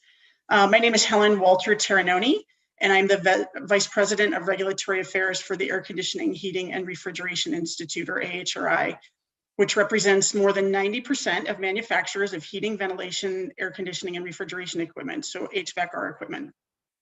I really appreciate you letting me speak to you today about LD 226 and its efforts to reduce greenhouse gas emissions from high global warming potential refrigerants in the state of Maine.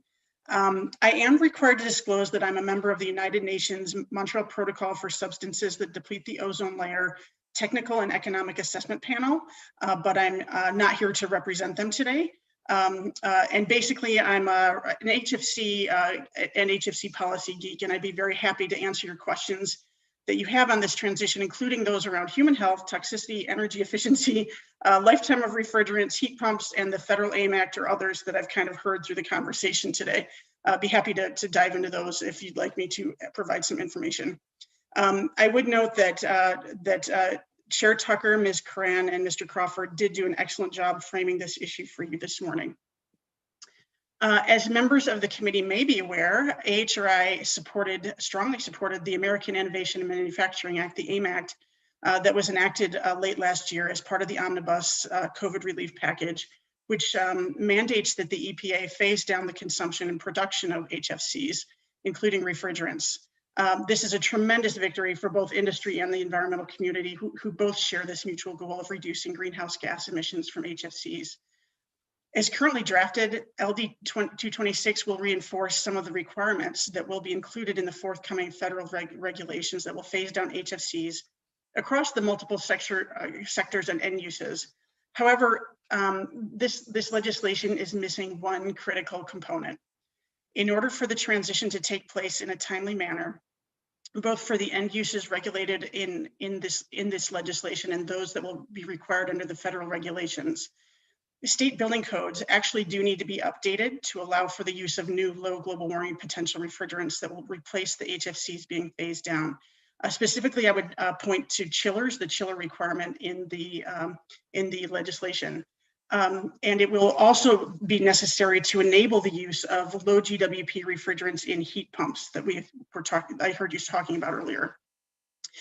To that end, AHRI would like to offer a friendly amendment that will simply clarify that building codes cannot prohibit the use of refrigerants that have been approved by the EPA as long as the equipment is listed and installed in accordance with the relevant safety standards. The full text of the proposed amendment reads as follows.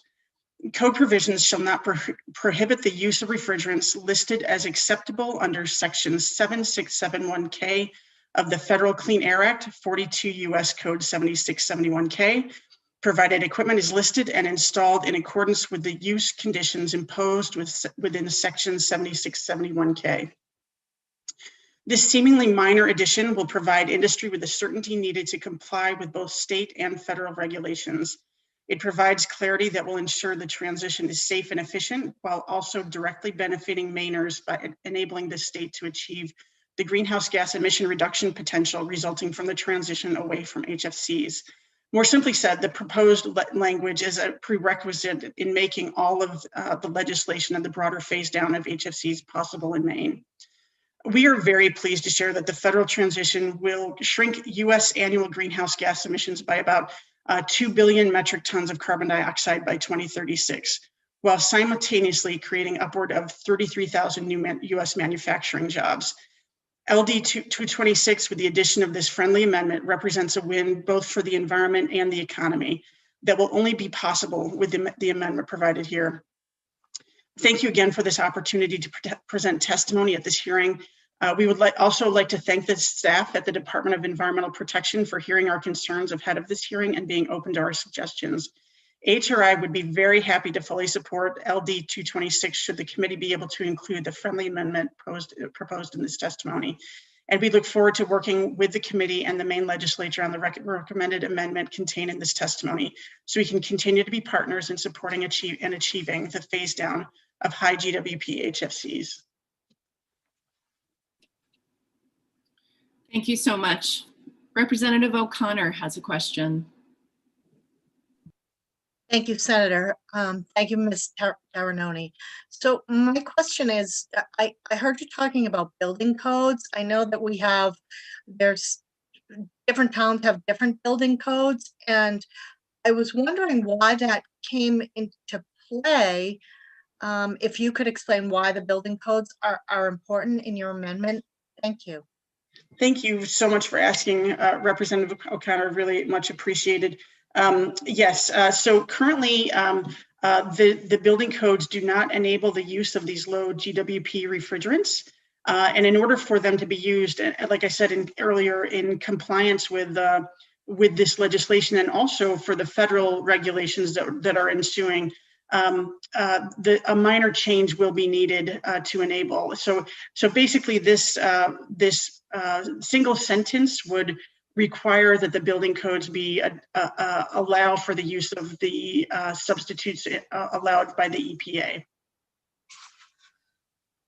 Thank you very much for your answer. Representative Hanley. Yes, thank you, Madam Chair. Ms. Weston Taranoni, thank you for your testimony. You might be the one I've been waiting for. I am, I think. Okay, you know my questions. The new chemicals and the new equipment, do we have efficiency ratings? Do we have horsepower? I mean, again, the questions are, will the new systems be a net positive or a negative in the overall impact on the environment? As far as CO2, I mean, you measure that by if something has to run longer to do the same job, it has to be a bigger system, then you may be going backwards instead of forwards. Do we have any good evidence for this stuff? Yes, thank you so much for asking, Representative Hanley. So there have been actually 5 reports written on this topic by the UN, the TEEP panel that I was talking about earlier.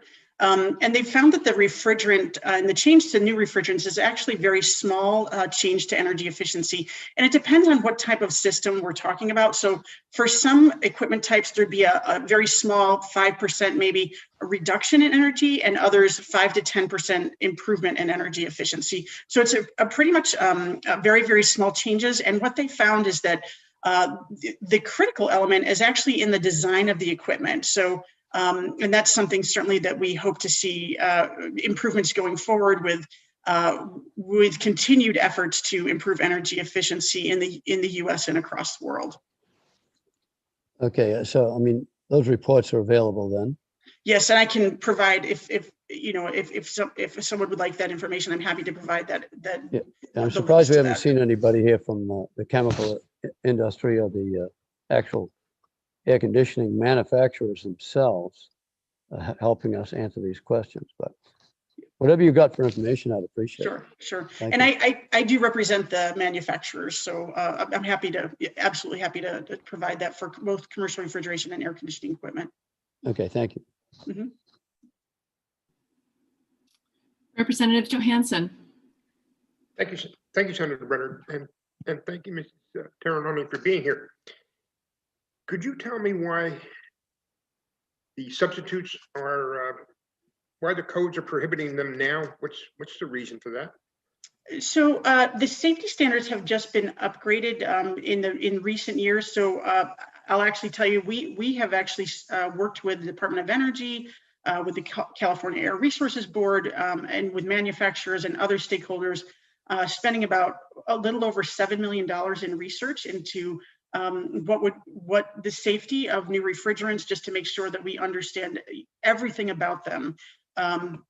And with that work, the safety standards have just now been upgraded. And so those need to be available and adopted into local building codes in order to enable the use of these low GWP refrigerants. So it's newly completed. The ink is dry, but it hasn't been dry for very long. EPA, for example, is in the work, and I will mention this just from the toxicity question I heard earlier. EPA goes through a comparative assessment. So they actually do the work of looking at old refrigerants and old HFCs and new products and comparing, toxicity, safety, and other environmental concerns around these products. And they've just now finished their evaluation, and they'll be listing these new refrigerants here in the next month or so. So this is all kind of new, and there's a lot of steps that need to be completed to move forward with the transition. Thank you. Any additional questions? Representative Johansson, did you have another question?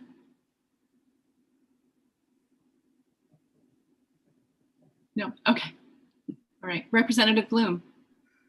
Thank you, Senator Brenner. And thank you. I'm glad you're an expert on this. This is very helpful. And my question has to do with the heat pumps. And is there an alternative to HFCs and heat pumps? Yes, so there are new refrigerants, lower GWP refrigerants for heat pumps available.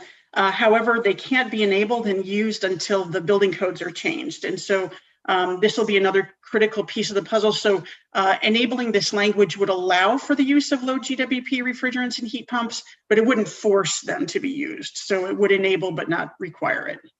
So that sounds very important then to encouraging the use of less polluting yes HFCs in heat pumps. Thank you. Mm-hmm. Any other questions?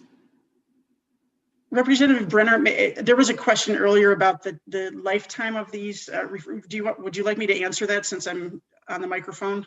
That would be wonderful. Thank you so much. So these refrigerants, so HFCs survive in the atmosphere anywhere from days to weeks to maybe even up to 100 years. But you compare that to carbon dioxide, which lasts up to 1,000 years. In the environment, a third to a half of anthropogenic CO2 lasts 1,000 years. And so, or 500 to 1,000 years. And so, so these are called short-lived climate pollutants because of that shorter time period that they last in the environment. Thank you, that's helpful. Any other questions? All right, not seeing any. Thank you for joining us. Thank you. And we're going to move on to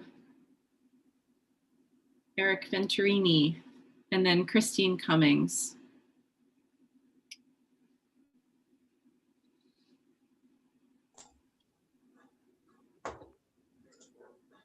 Welcome so much. Welcome. Thanks so much for joining us. Thank you, Senator Brenner, and thank you, Representative Tucker. And good morning, esteemed members of the Committee on Environment and Natural Resources. My name is Eric Venturini, and I'm the Executive Director of the Wild Blueberry Commission of Maine, the voice of Maine's wild blueberry farms and businesses. Our industry produces approximately 10% of all blueberries grown in the US and near 100% of wild blueberries grown in the US. The Commission represents every farm that grows and every business that processes wild blueberries in Maine. The wild blueberry industry takes climate change seriously. We lost about half of our crop last year, primarily due to climate change-induced drought. Last year was one also where we witnessed the reality of the increasing trend in highly variable spring weather. We experienced 3 separate late frosts killing flowers that should have become fruit. We live climate change. Over the past decade, we have transitioned with much help from the USDA, Natural Resources Conservation Service, from a traditional practice of burning fields to mowing instead, which drastically reduces our carbon emissions. This is a crop that is never tilled, never even planted, and the management and harvest of it has been a sustainable part of the region's economy since before Maine was a state. We recognize the importance of fighting climate change and thank Governor Mills, Representative Tucker, and others on their efforts both last year and again this year to develop this bill and others to address climate change challenges. We are concerned, however, about several aspects of LD 226. I hope that through this testimony and that of other farmers, if passed, the final legislation will not raise barriers to the growth and prosperity of Maine's wild blueberry farms, many of which are struggling to be profitable. Last week, I talked to the owner of a medium-sized farm. This farm harvests about 100 acres each year. It's a wild blueberry farm. They recently were able to source a used freezer from a school that was undergoing renovations. This small commercial freezer doubled their ability to meet the growing demand for direct sales and allowed them to go from a break-even model of business to one of profitability. The freezer cost them $4,000 installed because it was used. If they'd purchased a new unit, they would have paid $16,000 to $18,000 to purchase and install, a cost they couldn't have borne.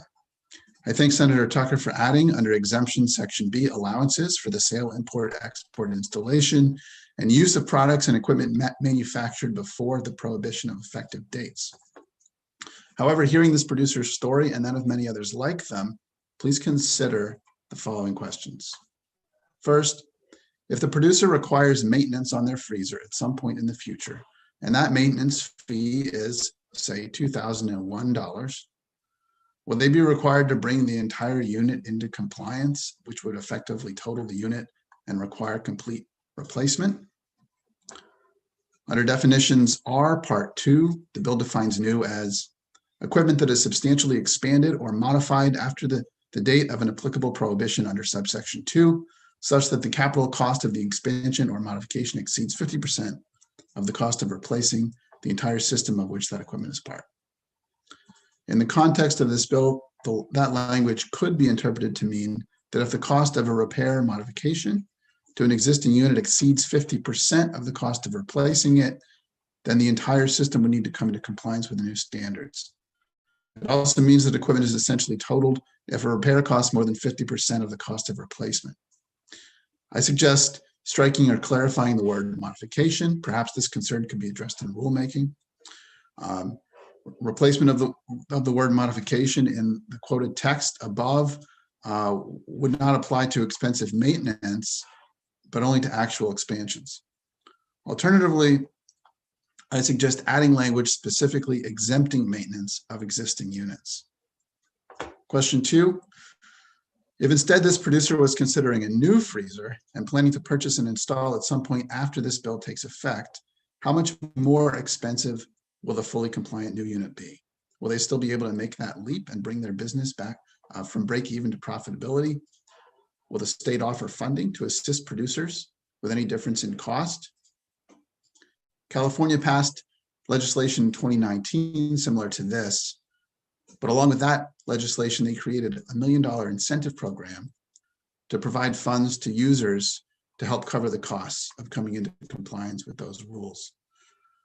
I would ask that Maine consider a similar fund to help Maine's struggling agricultural economy come into compliance with these rules. Last year, when this bill was brought forth, the committee was asked to delay the effective date of restrictions to 2022. The year 2020 was challenging to Maine's wild blueberry industry, as well as most other businesses across the state.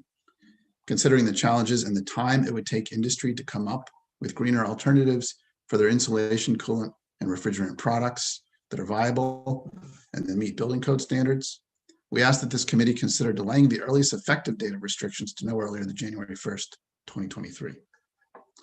Thank you, Senator Brenner, Representative Tucker. Thanks for your time. Esteemed members of the Committee on Environment and Natural Resources, I'd be happy to answer any questions that you might have. Representative Giudera. Thank you, Senator Brenner. Mr. Venturini, how many blueberry growers did you say you represent that this could possibly affect?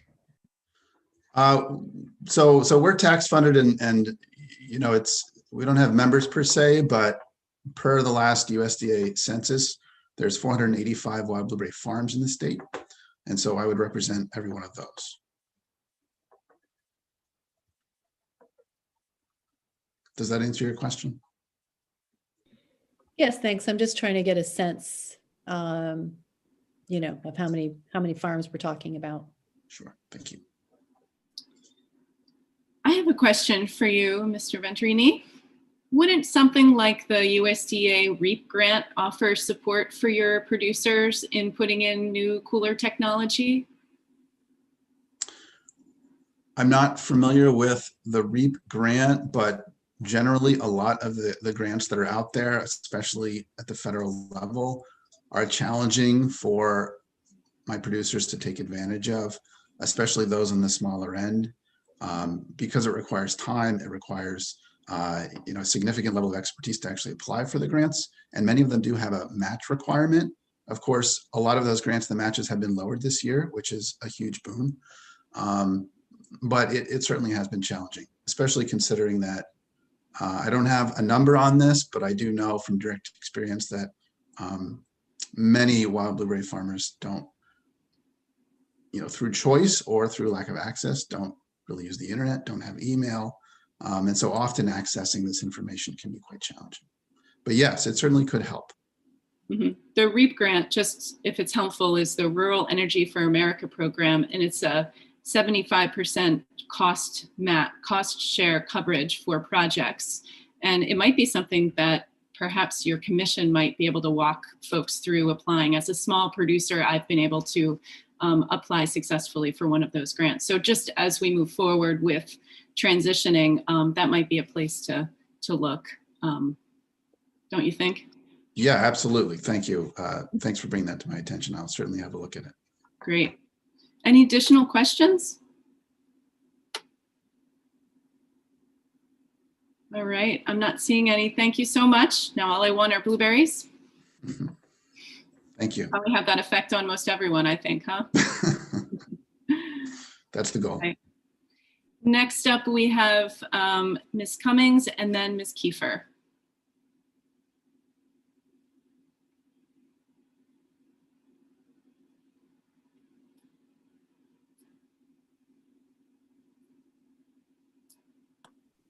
Welcome, Ms. Cummings. Thank you for joining us.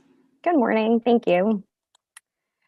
Senator Brenner, Representative Tucker, and members of the Committee on the Environment and Natural Resources Committee. My name is Christine Cummings. I'm the Executive Director of the Maine Grocers and Food Producers Association. We are a trade group representing Maine's food community, Main Street businesses, including independently owned and operated grocery stores, supermarkets, food and beverage producers and processors, as well as many partners. I wanted to go on record this morning to note that we are appreciative of Representative Tucker's amended version from March 1st as a springboard for the continued discussion of this policy, as there was good progress made with the incorporation of industry feedback on last session's LD 2112. LD 226's amendment adds exemptions A and B, which eases our initial concerns, which would have restricted equipment manufactured before the prohibition dates from being acquired for selling, leasing, renting, installing, or sold in some capacity, as well as allowing for equipment manufactured before the prohibition dates to be sold, leased, rented, installed, or used after those dates. Similar to Eric's testimony, we just wanted to also note that we would ask that you would potentially consider what defines repair or maintenance versus modifications and or expansion in relation to costs that would exceed 50% for equipment replacement. There is risk that older refrigerants available on the market will incur price increases due to increased demand and lack of supply, resulting in potential higher retrofitting costs, leading to replaced equipment. In addition, I just wanted to also point out that our industry has continued to be strained with the ongoing COVID pandemic, and any opportunities for extended implementation dates would be welcomed as our storefronts, our grocers continue to keep Mainers fed and safe, and that any supply of alternatives that will lead to higher prices and result of higher retrofitting costs, again, may or may not hurt some small businesses. So I appreciate the opportunity to testify and welcome any questions.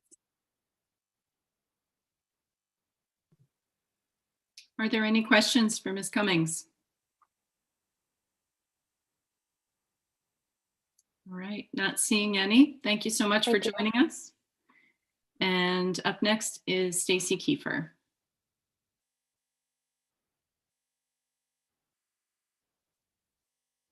Welcome, Ms. Kiefer. Thank you for joining us. Thank you. Good morning, Senator Brenner, Representative Tucker, and members of the committee. It is still morning, but you've been here a long time and heard a lot of good information. And we certainly appreciate the good intentions of phasing out the HFCs in Maine to fight climate change. I represent, I'm Stacy Kiefer, and I am the director of the Maine Marine Trades Association, representing boat builders, marinas, marine retailers, and boat yards, and they collectively contribute about $2.9 billion to our state economy. Last year, I did testify and express my concern on LD 2112, and we did not oppose the goal of that bill, nor do we oppose the goal of this one. For us, it's merely a matter of timing and to make sure we have clarity going forward. I just want to note that our colleagues at the National Marine Manufacturers Association, so representing boat builders at the national level, informed me that the industry has really made significant progress in phasing out HFCs, but we still have use in especially important rigid closed cell foam sheets that provide buoyancy and for the structure of composite hulls of boats. That foam allows for the marine industry and others such as wind industry, aviation, and aerospace to have lighter weight but very rigid products, so they are more fuel efficient. So essentially, our boat builders use this, and many of them have a production line that can't be changed easily and quickly. So even if we have a substitute for this foam, we need time in order to vet the material into the manufacturing process. We have a boat builder in Rockland who they essentially produce a boat every 7 working days. And have orders out for over a year. So it's not easy, especially if you don't necessarily have a one-to-one substitute material that's developed by foam manufacturers. We need time to vet it, come up with new tooling, and maybe even amend an entire production line, not knowing what that substitute is yet. Now, as Mr. Crawford from the DEP pointed out, the American Innovation Manufacturing Act, the AIM Act of 2020, actually, it's my understanding that the marine industry was given an exemption for these foams by at the federal level from the EPA. And it's also my understanding that in Representative Tucker's amended version, in subsection 3, Part I, that preemption would still apply to us, but we want to phase out, but we want to work with the committee. We don't know how long the federal EPA level, the federal status will be in place. So it would be fine if this committee and the state in rulemaking help us set a date far out enough to be able to reach that goal. But like I said, we need time to find substitutes, vet them in our manufacturing processes and tooling and procedures, and also make sure we're not going from the frying pan to the fire as far as any environmental and health impacts. We've had some setbacks in our industry with tariffs and supply chains, and we just ask that we not be cautious not to add any more roadblocks in our manufacturing. Thank you for your time, and can take any questions if needed. Representative Bloom. Thank you, Madam Chair. Good afternoon or good morning, Ms. Kiefer. So you're saying, though, that the only product that you're having trouble with the HFC is the rigid closed cell foam sheets and buoyancy foams. So it's a structural thing. It's not refrigerants. It's something to do with that buoyancy material. that correct? Yes, thank you for your question, Representative Bloom. That is my understanding. Any refrigerants used in boats are not using HFCs currently, and that I also believe that some of the foams used in marina docks and dockage flotation have already phased out HFC, but it's those really rigid structural foams used in the hull of boats, as would perhaps in airplanes and wind blades, those types of things that we need an alternative for. Follow up, please. So that's what we're only sort of speaking about that then. So if do you have an idea of how many years you're talking about in terms of when you would be able to phase in something that's being developed? Thank you for that question. I cannot say for certain. I may be able to get someone at the National Marine Manufacturers to help us with that, and they might have an idea how far along the process is working with those foam manufacturers as finding an alternative. But just knowing the production timing in some of our some of our boat builders and their backlog of orders, that we're looking at 1 to 2 years once we have the viable alternative. And my understanding is that we don't even have the substitute alternative yet. Thank you. Representative O'Connor.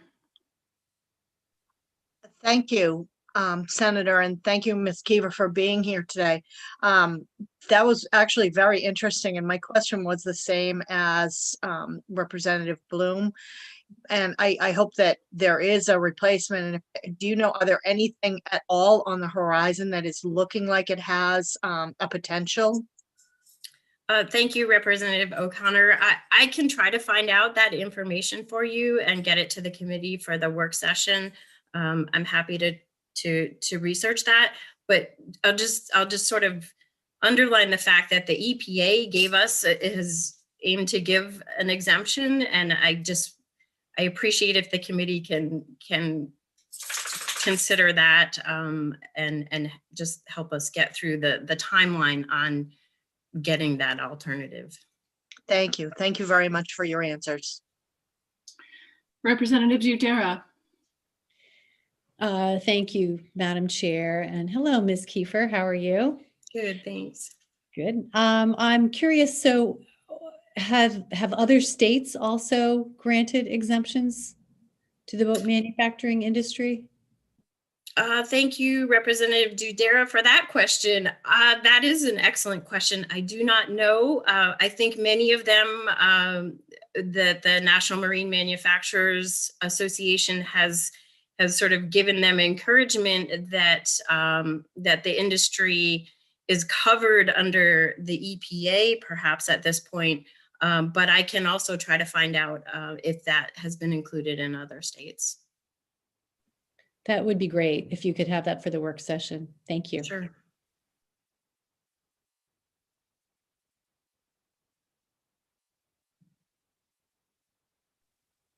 Are there any additional questions? Okay, not seeing any. I'm going to thank you so much, Ms. Kiefer, for your testimony, and then look into the attendee space to see if there is anyone left in the space that is here to testify for LD 226. Please raise your hand.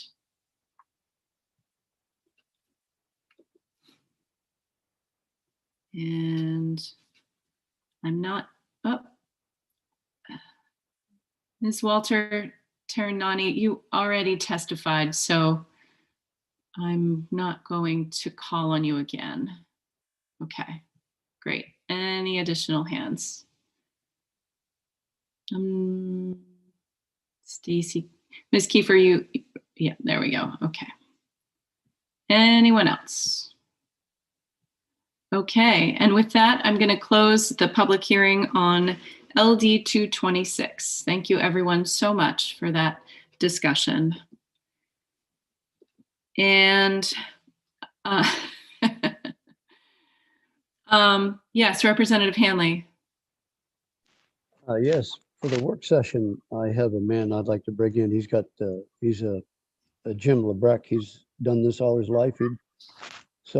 He can't testify today, but he'd like to be here for the work session. Excellent. Any other comments? Anything anybody would like to ask Dan to have ready for us at the work session regarding LD 226? Okay.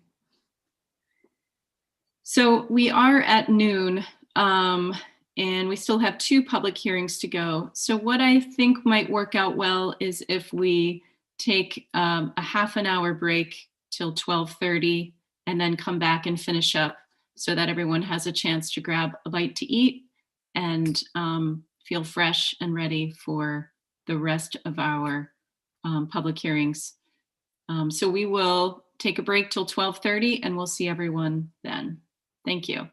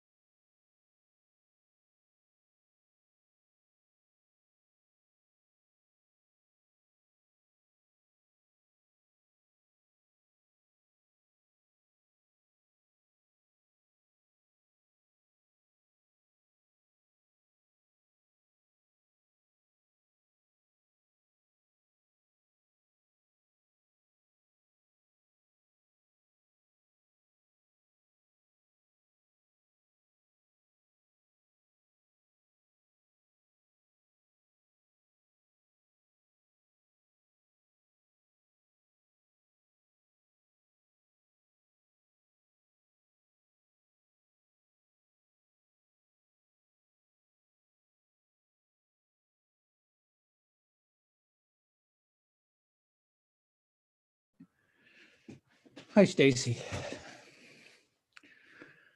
How are you? How was lunch? Ham sandwich. Turkey. Very quickly. Yeah, same here.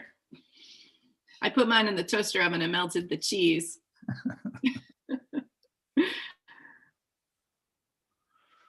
Now, my understanding is that we're still being recorded, but just by sound. No, once we go live on the YouTube, we're live from start to finish. It's just that we disappear, but Sabrina keeps the meeting open. Okay, so what we're talking about today, what you had for lunch, is all recorded for posterity. That's right. That's right. My turkey melt is recorded forever. Well, I'll be careful what I say. Mind my cues. Is this instead of the initial round of introductions, we're going to go around and have everybody do a report out on lunch? Lunch, yeah. We have, everyone home, COVID. And so it's nice to have lunch together.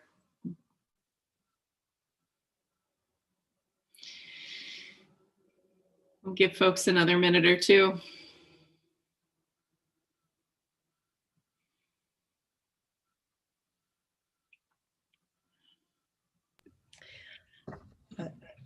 Senator Brenner, I just wanted to let you know I'll be able to participate until 1, and then I have to jump on to another matter.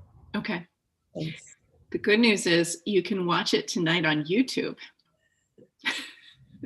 I will.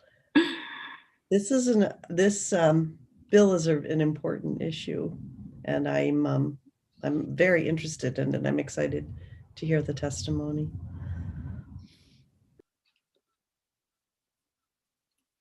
Let's see if we have Senator Miramont back for introducing. Yes, we do.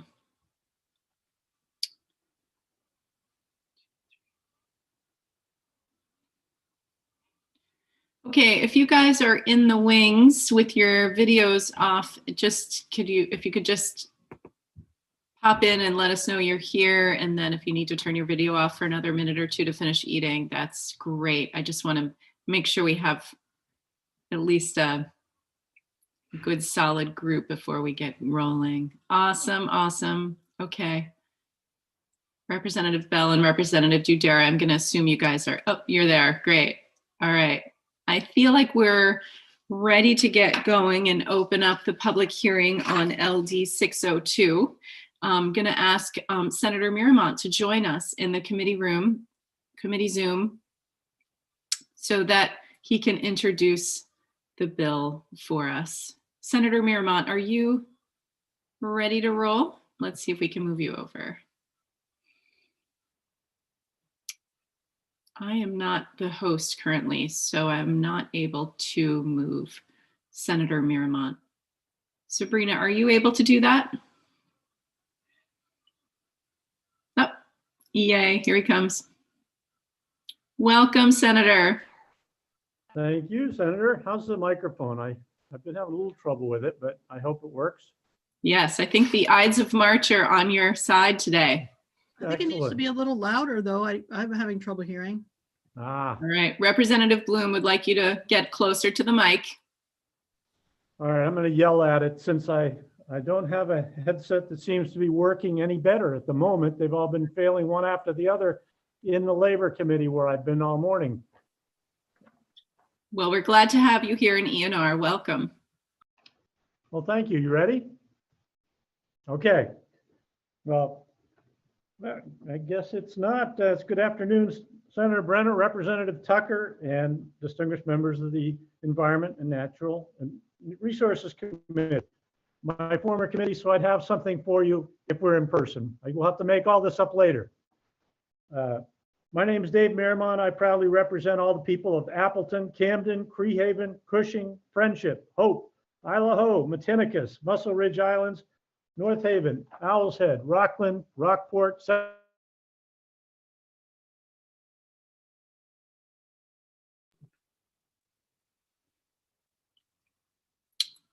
It appears as if Senator Miramont has frozen. Maybe when he comes back, we can have him turn his video off. Senator Miramont, Senator Miramont, we lost you for a few seconds there, right after you introduced where you're from. So I'm wondering if maybe we have you turn your video off so that we have a clear audio through your full testimony. Although we love seeing you. Yeah, it's not that special. This will be better. Thank you. Thanks. We've recognized many threats to our environment, and of those, plastic is at the top of the list. Evidence of known carcinogens passing from plastics to food, especially when heated, has been in the news and generating warnings to avoid the practice. This bill attempts to address a few issues at once: the unconscious acceptance of something unnecessary in most cases, the effects of this practice, and a means of changing behavior and reducing pollution. I encourage you to bring up the testimony of Surfriders Foundation Maine throughout this entire presentation today, not just mine, but others. It will be very helpful for you. It includes the results of laws already passed and their effectiveness and drawbacks. It isn't enough to just take an automatic process and switch it to another material. The root causes of these issues must be addressed. I know that when I order a drink, if a straw and cover are delivered, and I say that I don't want them, in most cases they are thrown away anyway. If we have wasteful practices like this, even if the item is made of paper, we are still contributing to waste. Studying the ocean for 50 years and as Senate Chair of the Marine Resources Committee, I see and discuss the result of the downstream effect of pollution of all types, and especially of plastic. On the path to the ocean, plastic breaks into ever smaller pieces with various negative effects. The larger pieces resemble food for different fish, which ingest them and die from complications in their stomach and intestines, or become a trap for turtles when they swim through them. As the particles become smaller, various species of fish and invertebrates take them in, and they become part of the makeup of those organisms, only to be ingested by humans as part of the food chain. Not a pleasant thought when we realize the nasty chemicals that these plastics are made from. Anyone who spends time on the water sees a large quantity of plastic waste littering our riverbanks and beaches. I'm frequently contacted by constituents asking what we can do about cleaning up our oceans. This bill provides a way of answering those questions. As humans on this planet, we've caused the extinction of numerous species, and it's estimated that species goes extinct every 20 minutes. We have several issues that we need to address with drastic action, and this is one of them. The argument that people are used to these wasteful practices is not enough to offset the damage done, and we don't have more time to wait. Our actions to protect the planet so that it continues to support life need to be immediate and decisive. Please help to remove an unnecessary practice. I also want to clear up just at the start, there's probably more areas where it'll come up, that a beverage lid plug or splash stick, sometimes the plug in the plastic cap of a hot coffee or something, for those of you who don't drink coffee like me, the plug is just a little stubby plug, but they're also in Canada, Starbucks invented the splash stick. It's not just the plug that covers the hole so it won't spill while you carry it. It has a stick on it to reach down that can also be used to stir the coffee. It's just a little plastic piece made to be thrown away almost instantly. The drinking straw is pretty clear. Again, I go to a place where they have switched to a paper straw. It's more rugged and not the ones that we grew up on, where you can't open them without damaging them if they're in paper. These are rugged and strong. And in the cases where a place is going to switch and provide something, that's a better option, but it's still instant waste. And I've moved away from straws, and I used to like them. And I think we all can do that when we recognize the needs of the planet and our fellow living beings. The rest of the definitions, I think, are pretty clear. There's going to be a little bit of a comment about that some folks who have disabilities need certain pieces of equipment. This is not to penalize them, but as Melissa Gates from the Surfriders Foundation will point out, their experience in other states and other cities and communities has found a balance point. And the balance point is that the folks who have a serious need bring their own piece of equipment, as you would expect for someone with a disability. In the case that they might have forgotten it, sometimes establishments will have those. Another area that's a problem in that is that some people will claim disabilities to get away with things. I know that's a horrible thing, but unfortunately it's been happening in places where the airlines that want to help folks that really need to bring their pet to be able to fly comfortably. And suddenly most people who have a pet wanted to bring their pet. So these are some of the things we've seen. We've seen it when we restrict bags, but we have a responsibility, and that's why we're here, and that's why you're on that committee, and I really appreciate it. And I'll take on any of these, big or small, and try to help them get done, while we may still have a chance to only suffer a little bit on our way to cleaning up the environment, reducing the poisons that we ingest, and then have our bad health all around us. So, I think, thanks for your consideration. I will try to answer your questions. Thank you so much, Senator Miramont. Representative Bloom has a question. Thank you, Madam Chair. Senator Miramont, welcome. Thank you. So I'm looking at the bill, and plastic, the definition of plastic says also includes natural and biologically based polymers, regardless of whether such polymers have been chemically modified, and regardless of whether such polymers are marketed, sold as marine degradable, compostable, or biodegradable. So does that mean, I am actually, this is kind of new to me, that we would have something that's biodegradable that's called plastic. Can you expand on why that definition? Thank you for the question, Representative Bloom.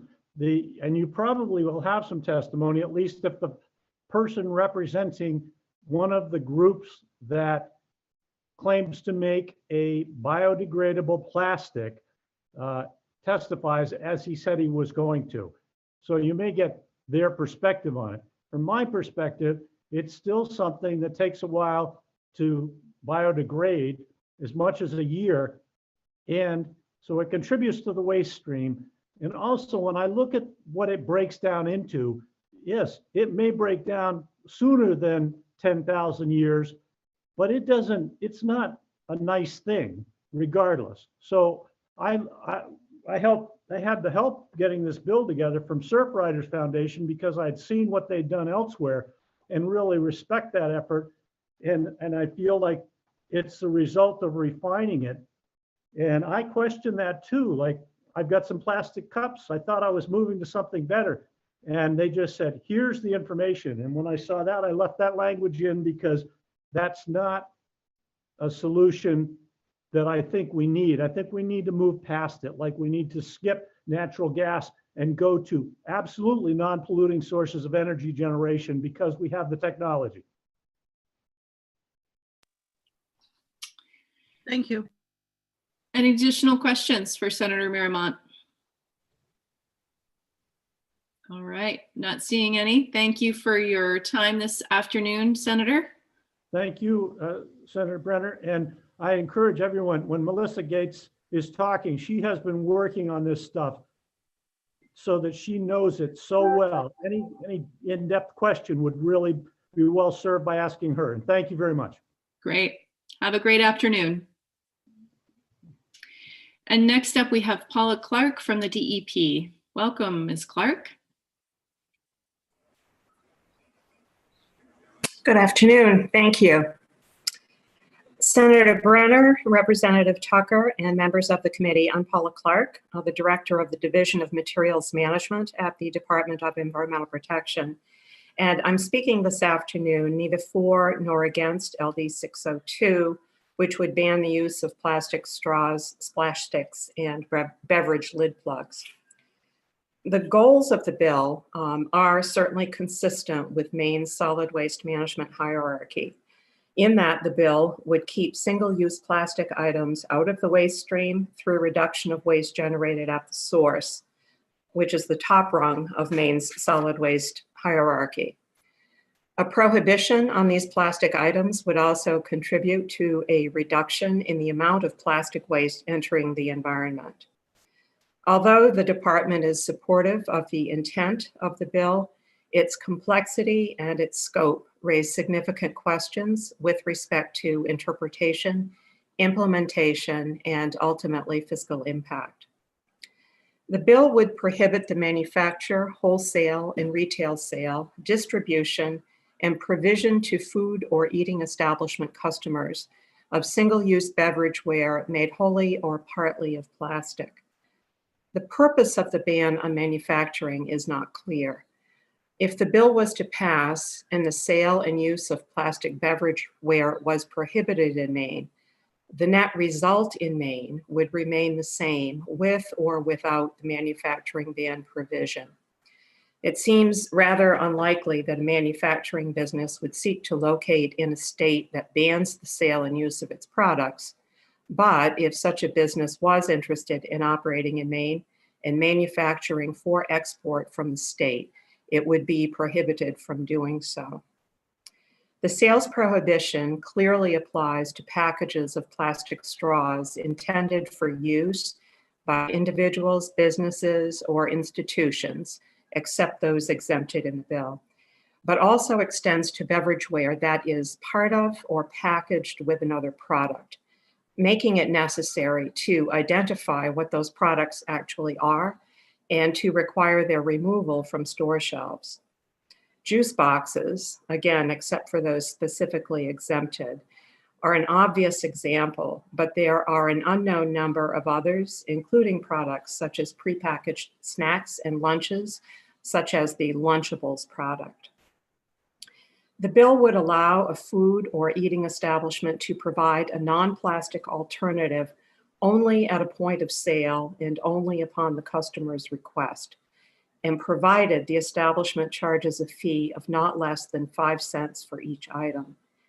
In view of the definition of plastic in the bill, we would anticipate questions and concerns regarding what products qualify as non-plastic alternatives in this context.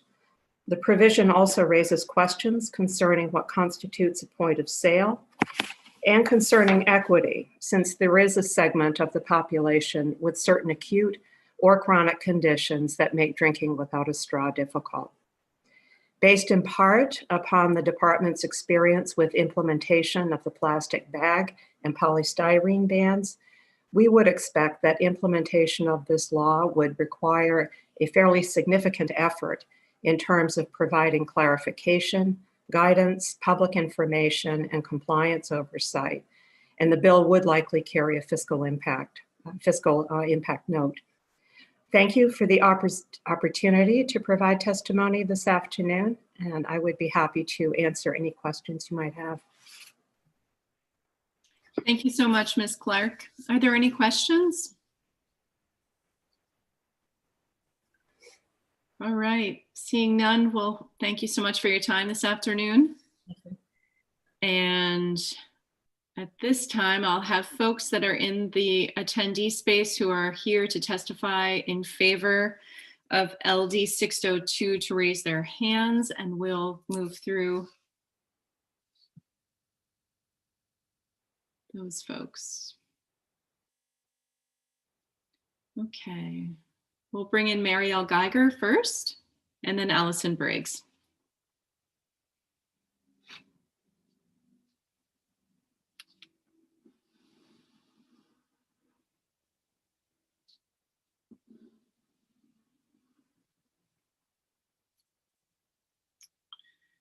Welcome, Ms. Geiger. You can unmute yourself and turn on your video when you're ready.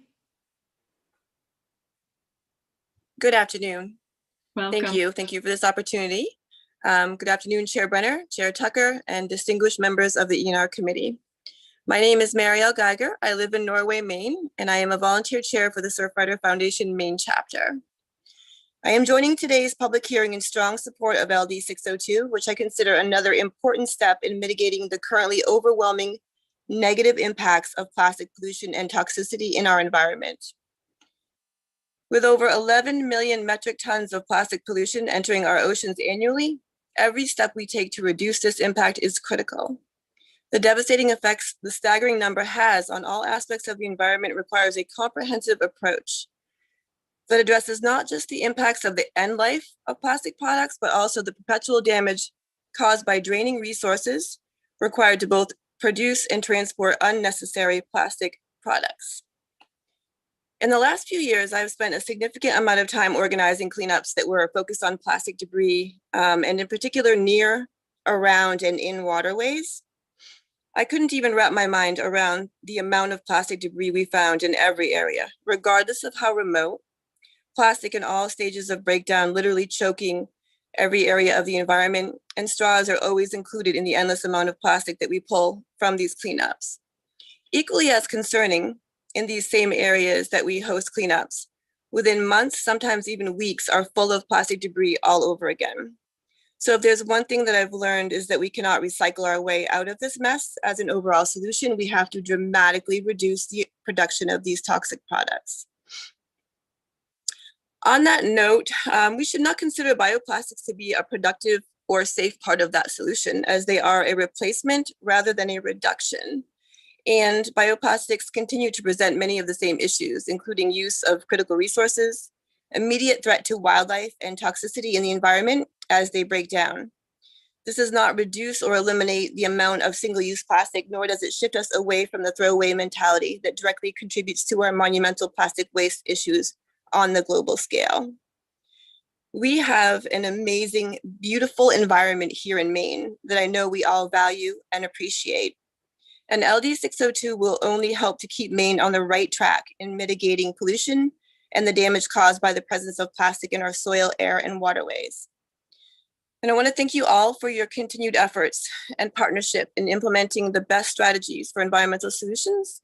I'm proud to be a resident of Maine where we all work together to make this a top priority and champion environmental leadership. Thank you again, and thank you, Senator Miramont, as well. Thank you so much, Ms. Geiger. And next up, we have Melissa Gates. And if you're here to testify in favor of the bill, if you can put your hand up in the attendee space and then leave it up, that would be great.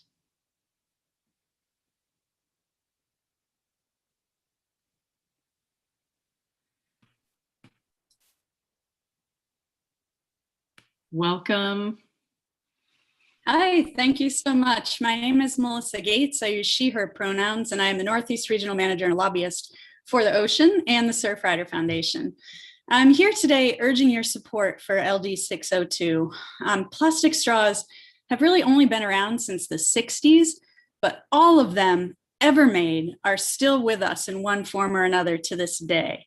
Despite not weighing much and therefore not being a large part of our total trash, straws are a big time nuisance. They should not ever be constructive plastic in the first place. They cannot be recycled, and they're a total menace for wildlife.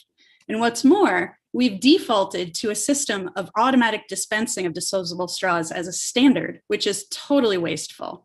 But the good news that we've learned from the at least 118 US straw laws currently in effect is that when asked, many people will refuse straws. And not only would LD 602 ban the worst environmental offenders, that's plastic and bioplastic straws, it would also prohibit the automatic dispensing and self-service straw stations, which research shows will reduce straw use. Then to really drive the goal of moving toward reusables, the requirement of a 5-cent fee for non-plastic straws would provide the needed incentive for customers to bring their own reusable straws. This bill really helps get us away from the throwaway mindset that properly incentivizes a shift away from single-use food service items and really toward reuse. My written testimony that I submitted last night provides a lot of examples that prove fees to be highly effective at encouraging people to bring their own and avoid having to pay that fee. In the bill, the fee is retained by businesses And so it would further help offset the cost for purchasing non-plastic straws. Businesses could also purchase reusable straws that they would wash in-house, just like they'd wash silverware, to avoid needing to charge for a disposable product at all. And wouldn't that be awesome if we had restaurants switching away from disposable products to reusable ones? That's really what the heart of this legislation does. And Maine is not alone in this journey. Multiple states across the US are currently considering straw legislation. 4 states have already passed straw laws. And of course, Maine banned plastic stirrers in 2019. At least 114 US municipalities have straw laws, including our Portland. And to that end, we recently randomly selected 20 Portland food joints to ask them how the city's straw ban is impacting them. 18 of those 20 indicated a dramatic decrease in customers using straws, highly favorable customer feedback, and no hardship locating non-plastic straws that meet their needs. And this was during a pandemic, nonetheless. One Portland restaurant said they went from going through about 125 plastic straws a week to a box of 200 bamboo straws lasting at least 3 to 4 months, along with the customer props, tons more people bringing their own reusable straws with them, and a significant cost savings due to single-use straw reduction as soon as that local ordinance went into effect. In the interest of time here this afternoon, I'll refer you to the written testimony I submitted for detailed information on straw laws and policies, bioplastics, the fee mechanism, and the whole 9. And I'll leave you with just one final request to please pass LD 602 favorably out of committee to help protect Maine from this needless pollution. I thank you for your consideration, and we thank Senator Miramont for championing this legislation. Thank you, Ms. Gates. And I believe there are a few questions. Representative Bloom. Thank you, Madam Chair. Good afternoon, Ms. Gates. Nice to see you. So I was listening to Paula Clark's testimony, and she was talking about pulling things from shelves in supermarkets. I see this as though mostly affecting restaurants and places of where you buy, you get the beverage or whatever. What do you see its effect on pulling things from shelves, for example? And to what extent is that going to be, Paula Clark's problems with that? Yeah, thank you for the question. Really the intent of the legislation is to stop making plastics for single-use items that we don't need to be making with plastic. And part of that is an environmental justice concern, which is why the bill was written to ban the manufacture and the sale of single-use plastic straws, because part of the idea is that we shouldn't be creating things in the first place that we have no solution for at the end of life, things that are wasteful and using virgin plastic for something that we don't really need, right? A convenience item that can be easily replaced with something natural made. So along that grain, we shouldn't be creating something, manufacturing something here in Maine that will ship elsewhere, where other states haven't quite caught up to us yet, as we're leading really in a lot of ways in Maine with single-use plastic reduction. So it's a way to decrease the amount of total plastic being created for products that aren't really necessary to use plastic for. And so that's where the sale portion comes in as well, to prohibit the sale and manufacture, so that we're really getting rid of single-use plastic straws and bioplastic, period. And then we can shift to the other components, which are making sure that we're not just giving out single-use stuff for free, no matter what it's made of, right? To get us away from that single-use mindset and really shift the narrative to reuse. But in terms of complication and costing the state and Paula big headaches, I think it's fair to say that the bulk of the really important piece of this legislation, at least from the Surfrider Foundation's perspective, is making sure that we're not giving out any single-use items automatically, making sure that we're getting rid of those self-service straw stations, which research shows will dramatically increase the rate of people choosing to go straw-free. And if we can, banning the use of single-use straws in restaurants. So beyond that, I would defer to the DEP for the nitty-gritty of how to get that done with less of a burden on overhead. Thank you. Representative Dudera. Thank you, Senator Brenner. So Representative Bloom asked my question pretty much, although I did have another component, which is these beverage lid plugs. I had never seen one until last week when we were all in Augusta and I ran over to Dunkin' Donuts.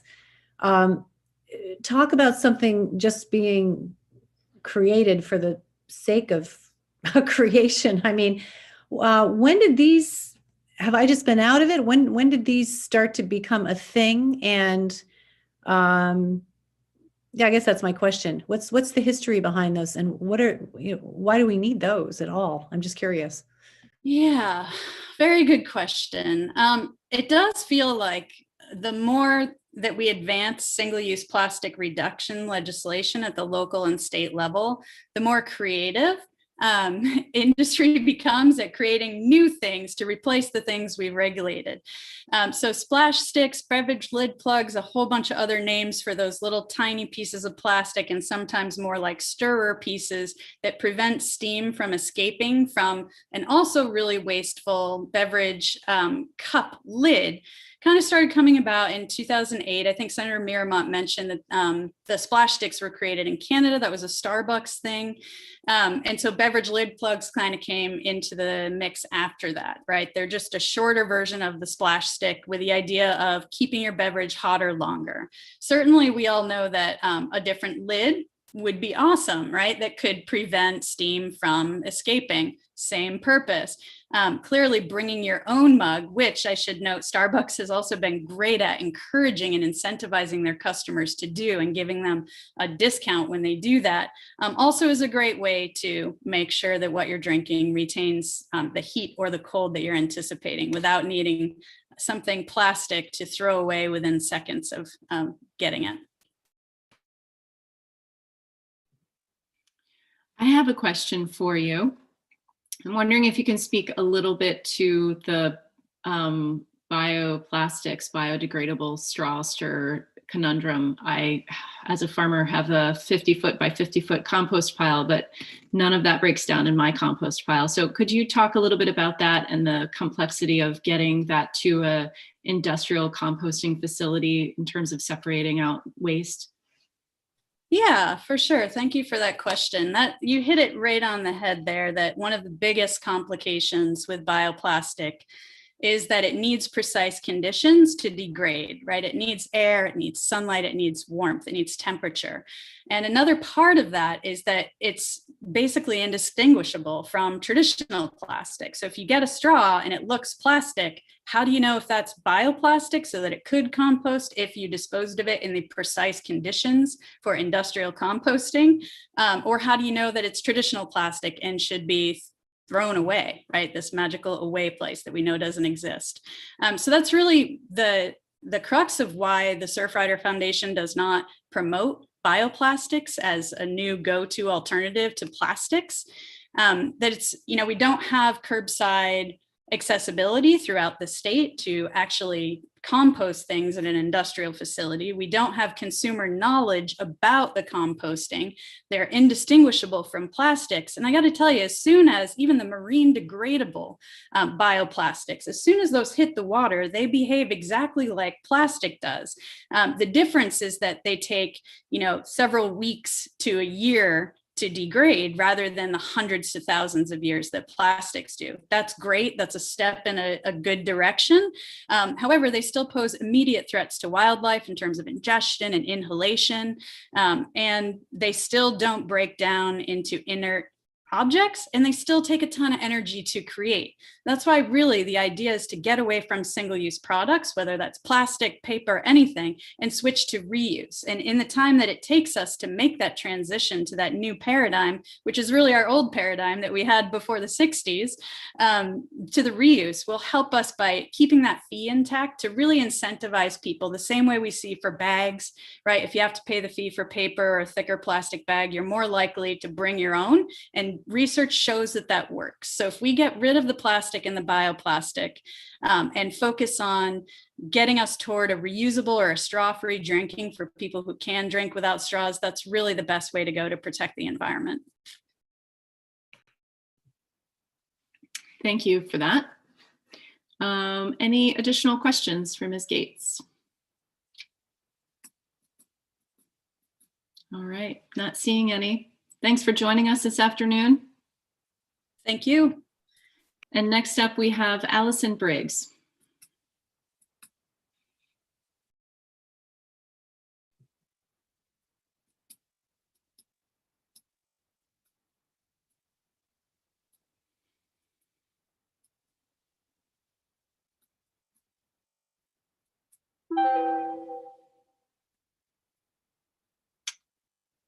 I fear we've lost Ms. Briggs in the transition between attendee and participant.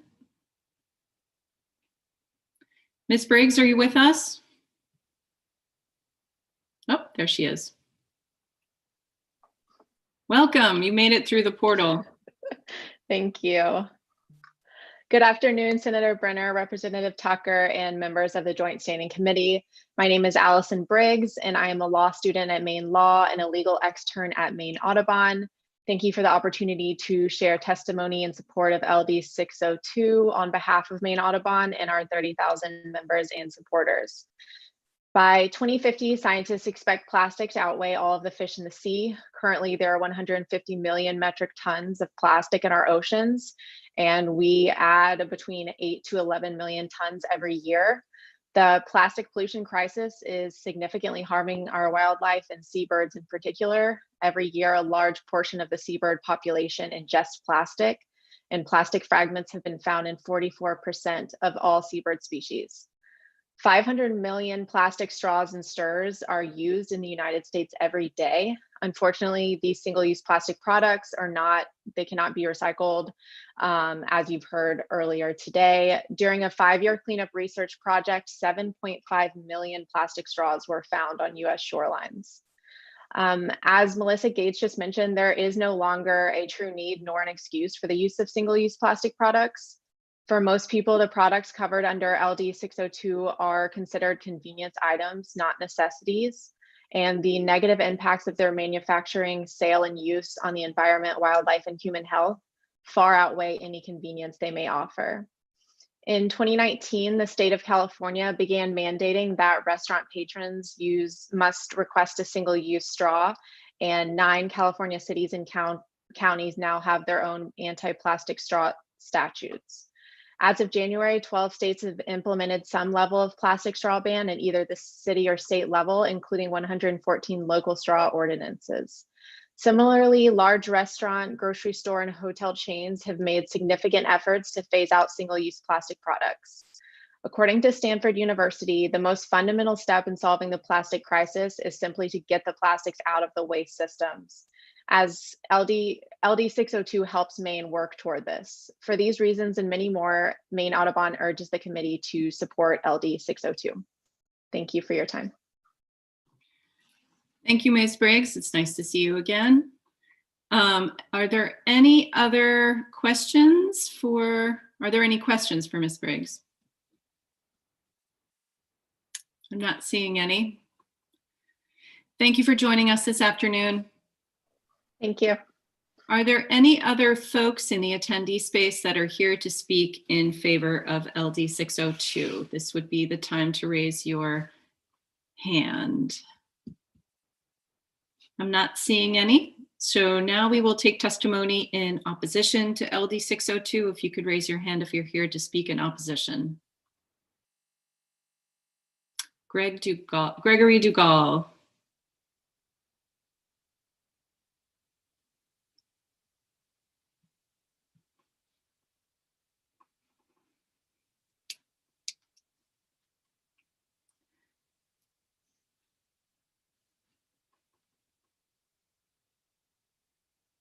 Welcome. You'll want to, there you go. We can see you. Thank you for joining us. Thank you very much for having me. Senator Brenner, Representative Tucker, and distinguished members of the Environment and Natural Resources Committee. My name is Greg Dugal, and I'm representing Hospitality Maine in opposition to LD 602, which of course bans plastic straws, splash sticks, and beverage lid plugs in Maine. This is from our member at Dunkin' Brands. At Dunkin', one of our top priorities is to drive positive change for our customers, our communities, and our environment. We recognize that making a meaningful difference requires continuous improvement. That's why we are committed to finding environmentally friendly alternatives to single-use plastic packaging. We are testing our new home and industrial compostable straw and receive very positive feedback from franchisees and guests. The straws are made with PHA, which I believe we've just been hearing about, a material created by the fermentation of canola oil. And while the straws have the same look and feel as traditional plastic, the PHA material is both marine and soil biodegradable, as well as home and industrial compostable, creating significant environmental advantages over plastic. This proposed legislation would ban this exciting new bioresin alternative. We urge you to reconsider the definition of plastic to allow for PHA. Additionally, as you know, the pandemic has had a devastating impact on the business community, but most of all, the restaurant industry. While we are optimistic about the vaccine rollout and the recent federal stimulus package, operators will continue to face challenges over the short, medium, long-term horizons. Now is not the time for costly mandates like a fee for alternatives. We strongly urge you to reconsider these fees. I also heard from Gridiron Sports Pub in Lewiston, and the gentleman there wanted me to express his opposition as well. At Hospitality Maine, we have thoughts as well as how this program could be executed in a different way than the bill is written, and perhaps take the straw ban effort in Portland as an example. We would advocate that a first step could be an educational initiative to alert food service businesses and their customers to the use of many single-use plastic items, but specifically plastic straws. It would make sense to start an initiative that would train restaurants to use a straw upon demand approach for their customers as a first step. Our preference would be to try this as a volunteer education-based program and have DEP monitor its success in some way. If the program were not successful, then perhaps follow up with a statute that would require the straw upon request approach. We do not support an all-out ban, but may support a stepped-up effort instead. The first step could be the Portland model, which was to designate a time period, in their case, a year, to allow for these plastic items, but only upon request. This would also cover the concerns of individuals with disabilities that we've heard that have swallowing disorders, amongst other afflictions, which are not addressed in the bill, by having these more rigid and durable straws available. In any case, January 1 of 2022 would be too soon for an outright ban. Another concern for business owners is the 5-cent fee per item used. The process would be cumbersome at best to execute and result in customers waiting in line as they deliberate what items they may need and have to pay for. Certainly the person who has to purchase the item and all the folks that are behind them waiting in line. I did include as part of my testimony, which I think I posted, but I will check, the other exemptions from the Portland ordinance. And so I appreciate you taking the time to listen to us. It's a weighty problem and one that obviously has a lot of concern. And we're happy to work with you in any way we can to move something forward. Thank you. Representative Dudera has a question. Thank you, Senator Brenner. Hello, Mr. Dougal. How are you today? I am good, Representative Dudera. Nice to see you as always. You too.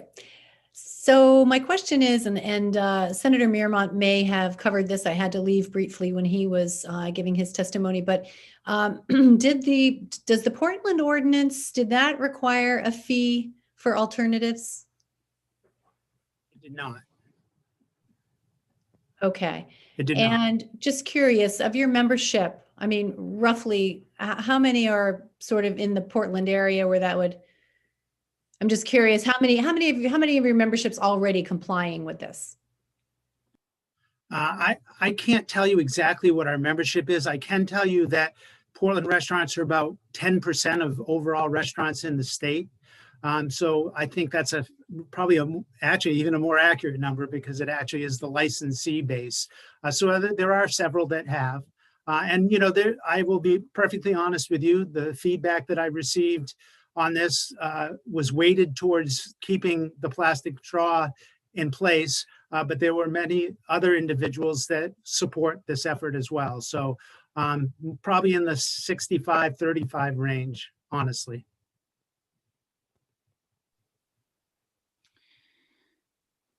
I have a quick question for you. I'm not seeing your written testimony in our system, and it might be our system, but and I am having trouble remembering the acronym for the type of biodegradable plastic that you mentioned that you would like to have included in an amendment. Can you walk me through the breakdown process, the end how you might dispose of that particular product? Something made with that product? Thank you, Senator Brenner. Honestly, I can't. The information at the beginning part of that was from a representative at Dunkin' Brands, but I'm happy to get that information for you and provide it either to the analyst or bring it to the work session, whichever would work better for you. But I don't know that answer. Great, thank you so much. That would be helpful Thank for you. the work session. My pleasure. Any additional questions? All right, thanks for joining us this afternoon. Thank you. Have a great day. You too. Next up is Allison Susi, then Christine Cummings, and then Vicki O'Rourke.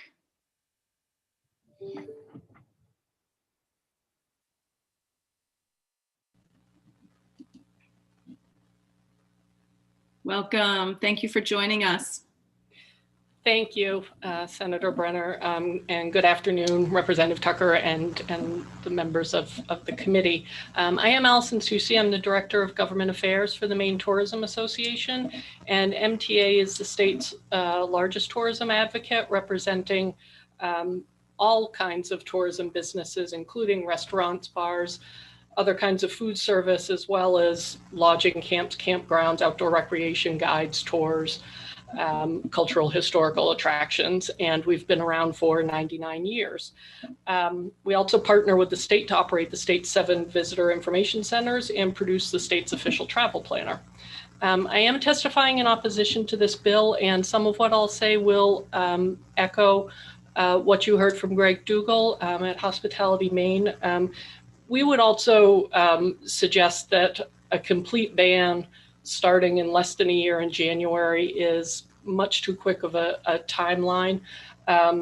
It would be preferable and a lot more feasible for our members if they were able to have more of an education program to start with, if there were voluntary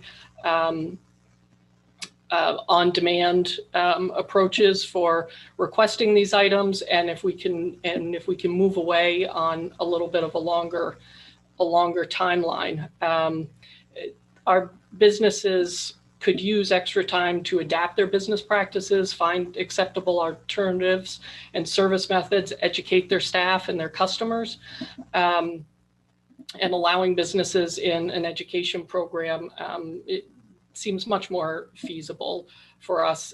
We also think that with more time in education, the data that would come back to all of us would help the legislature make a more informed decision on such legislation, including timelines, the exemptions for certain products and businesses, and acceptable alternatives, and some of those other questions that were raised earlier. And one other point, because we do represent all types of tourism businesses, we've really been focusing on, of course, restaurants and similar businesses that are strictly food service. But there are a number of other types of businesses that do have a food or beverage component that might also find this very tricky. I'm thinking of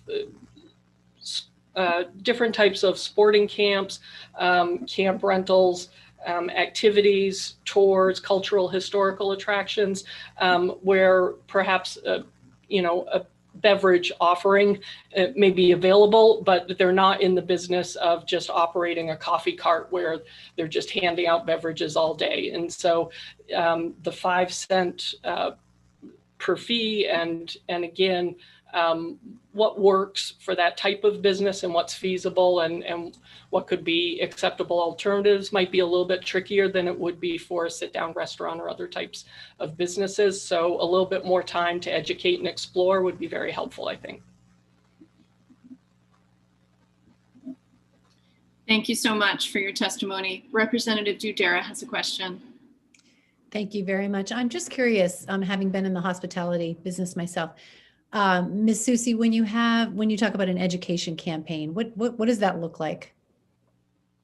I think it would come from DEP. I think it would come from the state, and obviously organizations like mine and hopefully others would be active participants in that, so that we could educate our members as to the direction that we want to head, to find alternatives and different ways of offering these things, and give them time to explore some of the things that can be reused versus not doing anything at all, and also just educate the people of Maine and the customers, so that when folks are standing in line, if they that they know that they can either what they can bring of their own, or what won't be there, or what will be charged 5 cents, so that there's a little bit more time to make that a more fluid transition to whatever the end result is.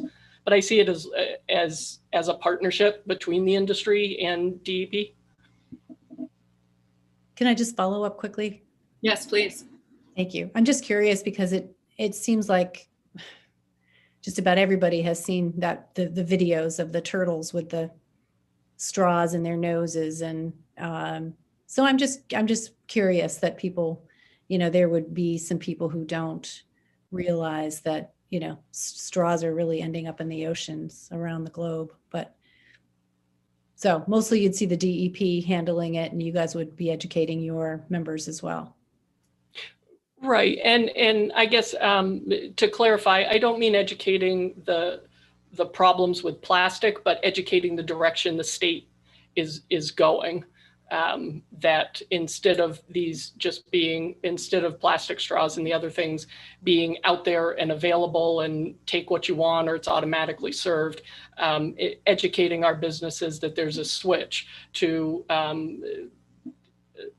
similar to Portland, an on request version or an alternative, or it's not being offered, so that they have time to understand whatever that alternative is to what we're doing now.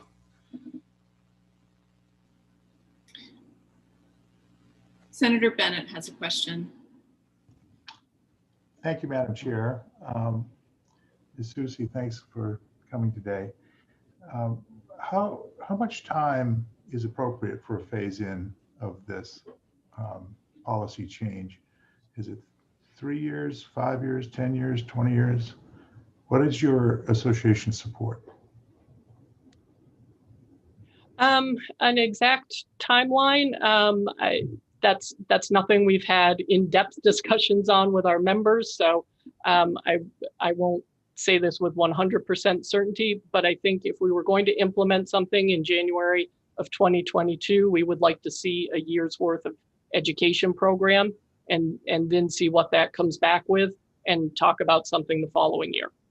Okay, so something sometimes into 2023. So we're not talking about a really long time frame for an implementation of this. You're thinking that your association could be okay with a three-ish or less.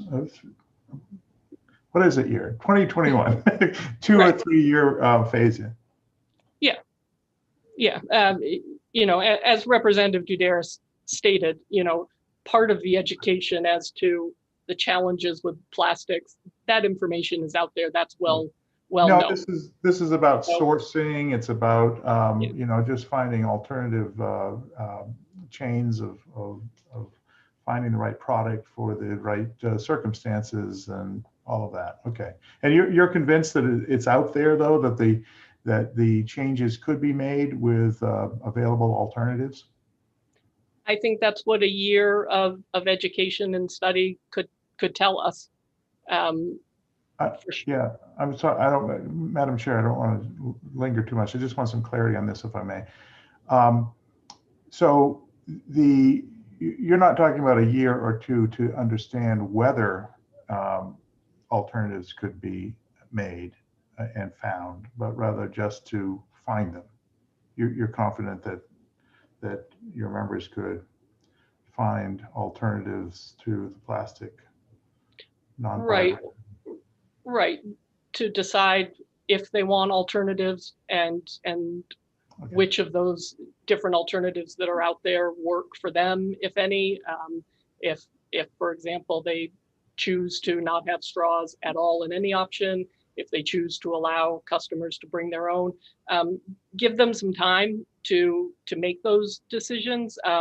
They're making a lot of unusual business decisions still between with pandemic related things from last year, and that's still going on this year, particularly seasonal businesses that didn't even open last year. And this is one more thing that if they could have a little more time with it, it would just be very helpful for them. Yeah, it's a challenging time for the industry, and I thank you for coming and testifying. Thanks. Thank you. Are there any additional questions? All right, not seeing any. Well, thank you so much for your time this afternoon. Thank you. I appreciate it. And next up is Christine Cummings.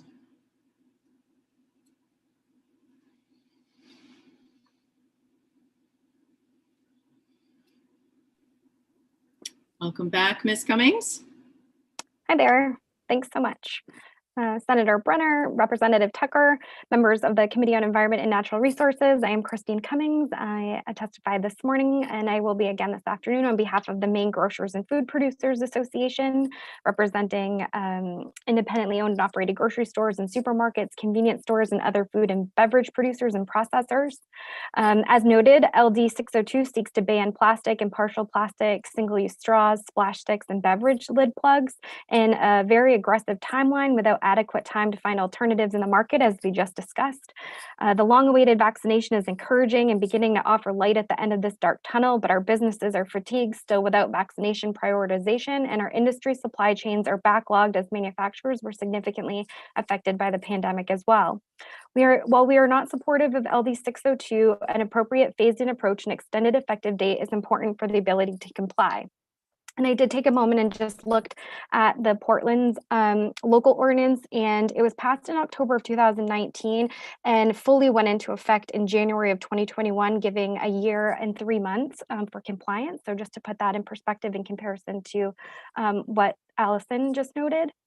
In addition, it specifically allowed for alternatives without a request for 8 months prior to the full effective ban date, as noted in my testimony. Stores offer varied beverage products of all having their unique packaging and branding for ultimate flavor and consumption, ranging from slush puppies to iced coffee, fountain soda, and other branded frozen drinks. We express hesitation that replacing the variety of straws that are currently on the market with a generic alternative behind the counter is cumbersome, is a fee yet another tax on the Maine consumer, and complicates the buying experience in a world where convenience is of the essence. Most importantly, I wanted to make note that we strongly oppose banning products such as juice boxes and pouches with attached straws at retail. One wholesale partner who services Maine independent stores told us that they currently have 23 juice-like items, which include products like V8 lemonades and other artificially flavored beverages in single-serve bottles or cans. In comparison, they offer 76 products that are juice box-like items sold in pre-packed brick packs. From March of 2020 through March of 2021, they've sold into Maine stores 3,000 cases of the bottled and canned beverages in comparison to the 12,200 cases of prepackaged juice box brick packs. This is a significant product line for Maine's grocery and retail community. Not only do bottled and canned options typically contain higher sugar content and do not offer the same organic or natural ingredients of the juice boxes typically geared towards children, cans and bottles take up more shelf space and have higher handling costs than the brick packs of boxes. In addition, another large chain grocer noted that this policy would be a significant reduction in assortment as suppliers offer way more in boxes than in plastics at this time. Banning products is bad policy. New Hampshire retailers have done a commendable job enticing customers from outside its borders to shop there. With so many stores nearing New Hampshire's borders, our stores are already competing against no taxes and now potentially banned products. We also question how the state will possibly regulate online retailers selling these products into Maine. This will ultimately drive sales away from local businesses to large online or out-of-state retailers. While we do not support LD 602, we ask the committee to follow Portland's lead and exempt prepackaged drinks sold at retail. And I thank you for the opportunity to testify today. Thank you so much. Are there any questions? All right, Ms. Cummings, thank you for joining us. Next up is Vicki O'Rourke.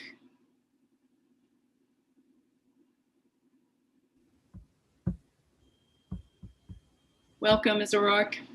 Good afternoon. Sorry, I apologize. I lost you there in the transition through the portal. Good afternoon, Chair Brenner, Chair Tucker, and esteemed members of the Committee of Environment and Natural Resources. My name is Vicki O'Rourke. I am Corporate Counsel for WinCup. WinCup is a manufacturer of disposable food service products, including the new biopolymer PHA-based products, which you've heard a little bit about this morning. Let me be clear, WinCup supports straws upon request laws, and we would support SB 241 with an amendment. This straws upon request exception is a bit more limited than what other states who've adopted straws upon request laws have. We would just be seeking an expansion to allow our new type of biopolymer-based PHA straw to be requested by consumers and to eliminate the fee. Let me also be clear that WinCup is against pollution, especially and particularly marine pollution. We are supportive of finding solutions to the problem of single-use plastics right now, but there is not a one-size-fits-all solution. It's a multifaceted approach that has to be taken. There needs to be less use of single-use plastics. There needs to be better and more recycling and composting with infrastructure built around that. And quite frankly, there needs to be better products. And that's where WinCup comes in. We spent years developing and researching this new biopolymer technology. We have competent and reliable scientific evidence and data, certifications from the experts who have studied these fields of biodegradability and compostability. Our product is BPI certified as industrial compostable. We are TÜV Austria certified as home compostable and industrial compostable. That's a very well-known European-based certifying organization. And we are marine biodegradable according to standards set by ASTM D6691. We have testing to show that. There are also university research papers and studies to support the idea, the fact that PHA is a really highly biodegradable, new, naturally occurring polymer. I think that adopting this broad ban that doesn't recognize the distinction between traditional fossil fuel-based plastics and these very new, helpful biopolymer-based plastics is a little bit like throwing the baby out with the bathwater. This product innovation, particularly for WinCup, has started with straws, but it's going to expand into all other food service packaging products and other plastic products in general. So if you disallow this product now because it's biopolymer straws, you're not really rewarding the innovation that we need to undertake here to solve this problem together. Lastly, I would just say that as drafted, SB 241 does further alienate the disabled community. And personally, this includes my mom. For physical reasons, she lives at home, but she uses a straw as part of her everyday life. The alternatives that will be allowed under this bill as drafted simply do not work for her. She can't use a soggy paper straw. She needs the pliability that's offered, by a traditional plastic feeling straw. That's what our new Fade straw offers. To ask people like her to go out to have to either bring their own or to have to request an alternative and pay for it that simply will not work for her, we think excludes this community. So these are all issues that we hope you'll consider in your work sessions. Thank you very much for your time this afternoon. Thank you, Ms. O'Rourke. Are there any questions? Yes, Representative Dudera. Thank you very much. Just really quickly, and again, I'm sorry if I missed this earlier, but how long does it take the biopolymers to degrade? Sure, very good question. And I'm just going to start by saying I can't give you a specific time frame because biodegradation is a biological process. It is dependent on many factors and it will vary. But what our testing shows that in many environments, it's going to be somewhere between as short as 30 to 60 days or 8 or 9 months.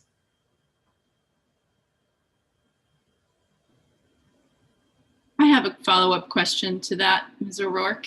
Can you send us any data that shows the difference in time based on the difference in temperature and conditions or exposure to salinity in the ocean so that we can see some kind of data around time versus condition so we have a better understanding of how the product breaks down? Absolutely. I have university papers that have studied that and that highlight those differences and what that impact is. So I'm happy to send them along. I think it's just important to point out that these products do go away. And in that respect, they are truly different from synthetic traditional plastics. For anyone to take the approach that we shouldn't have them at all, that they won't make a difference, I think is a bit narrow-minded. But yes, I have that data and I'm happy to send it along. Great. Thank you so much. That'll be helpful at the work session. Sure. Representative Dudera. Thank you very much. And just one more question, Ms. O'Rourke. Biodegradable dogs for bags for dogs. Are those made out of a polymer that they supposedly biodegrade? I mean, I always bring mine home anyway, but I'm just curious. WinCup does not make that particular product. I don't have a dog either, but I am aware of the products that you're referencing. And my sense is that they are just industrial compostable, unlike our product, which is industrial, home, and marine biodegradable. So they're made from other resins, not PHA. Representative Bloom. Thank you. So does this biodegrade into particulates small? Does it just sort of just wind down? What is there anything plastic in what's left over, or what does it biodegrade into? Okay. Thank you, Chair, and thank you, Representative. I'm going to start and work backwards. I think the word plastic has really become synonymous with traditional fossil fuel-based products. And I understand that. And until I started working for WinCup, that would have been what I thought all plastic is. But plastic is really just an adjective used to describe a chain of polymers linked together. I like to think of it as there are two types of plastics. There are synthetic plastics, which are the traditional ones that we don't like and we don't want to see go anywhere. And then there are naturally occurring biopolymers, which are made, again, our product is made by fermenting canola oil. When it breaks down, it does not break down into microplastics.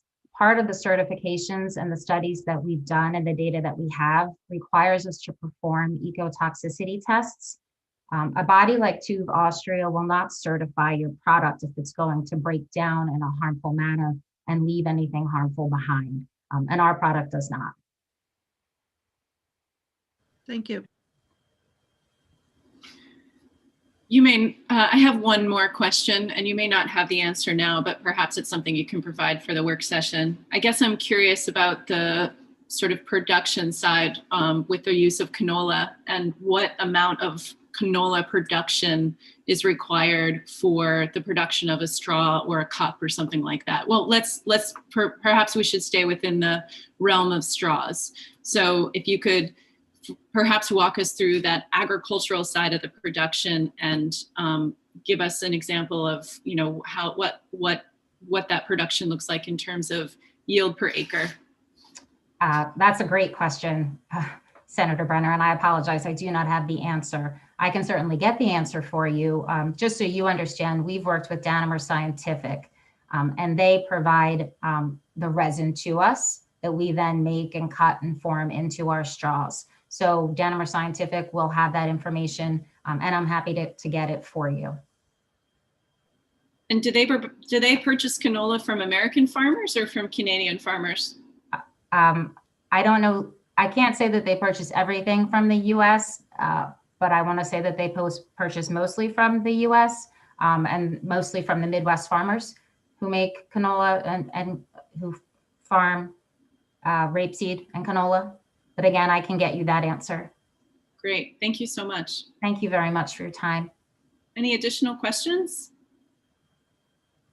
All right. You may be our last person to testify today on this bill. Let's see if there are any more hands that want to go up to testify for LD 602. Are there any folks in the audience here to testify neither for nor against?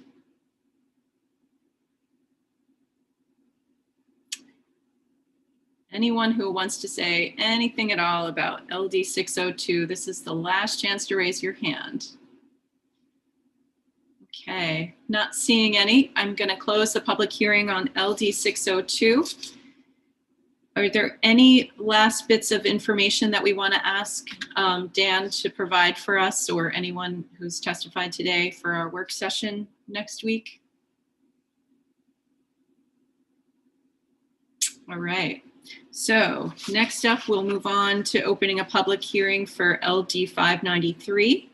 And I believe Representative McCreet is here to introduce the bill. So we'll bring her into our committee Zoom.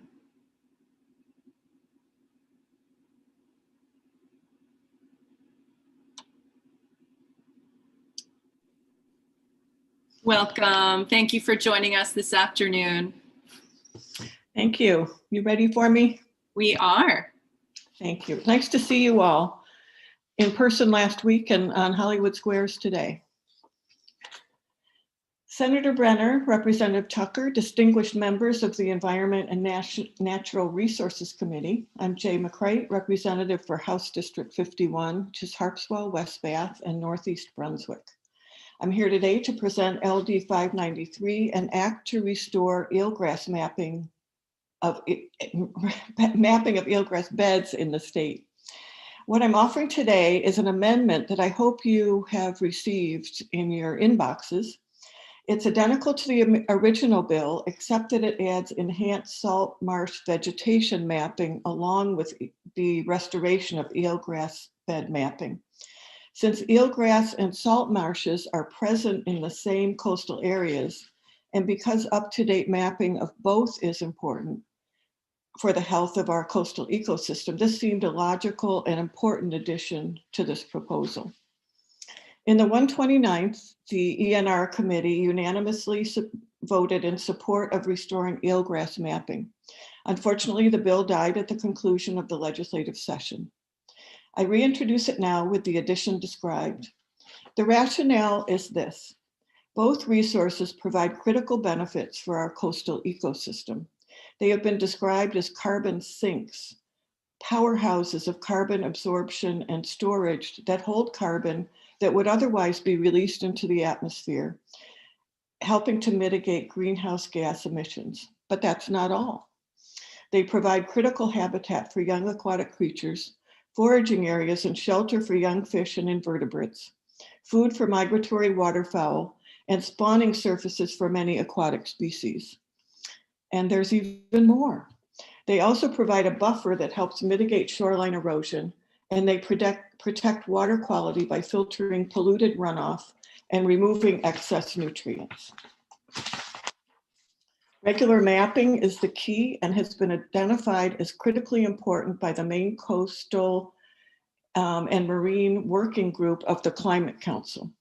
It will give us the information we need to identify not only where eelgrass beds and salt marshes are, but also help us keep track of their health so that we can preserve and, where possible, restore them. Understanding of eelgrass and salt marsh locations will be used, among other things, for Natural Resources Protection Act permitting, oil spill response actions, and for review of aquaculture lease applications. Specifically, this bill proposes that the Maine Department of Environmental Protection, Maine DEP, will establish and carry out, in coordination with the Department of Marine Resources, DMR, a program of mapping done primarily through aerial photography. The proposed program would include annual mapping of one of each of 5 coastal segments in rotation, resulting in complete mapping of the entire coast from southern Maine to down east Maine every 5 years. Because access to data is key to good stewardship of our natural resources, this bill also provides that there will be public access to the data through the state website and through biennial reports produced by Maine DEP staff. These reports will also be presented to the Joint Standing Committee with jurisdiction over environmental and natural resources. And I wanted to note that the bill is constructed to allow funding for this mapping to come from outside sources. It could be state, but it doesn't have to be state. Thank you for your attention. I ask for your support of this proposal, and I'm happy to do my best to answer your questions. Representative Johansson. Thank you, Senator. Can you give me a reason why this needs to be done every 5 years? Is it changing that much? Or why would it need to be done every 5 years? Well, I would defer to the scientists who have studied this, but the regular mapping is necessary because things change. We're going through climate change, but we also have the natural migration. So if we can keep track of where these resources are, we can do better about making sure we protect them and making sure that we restore them if that's possible.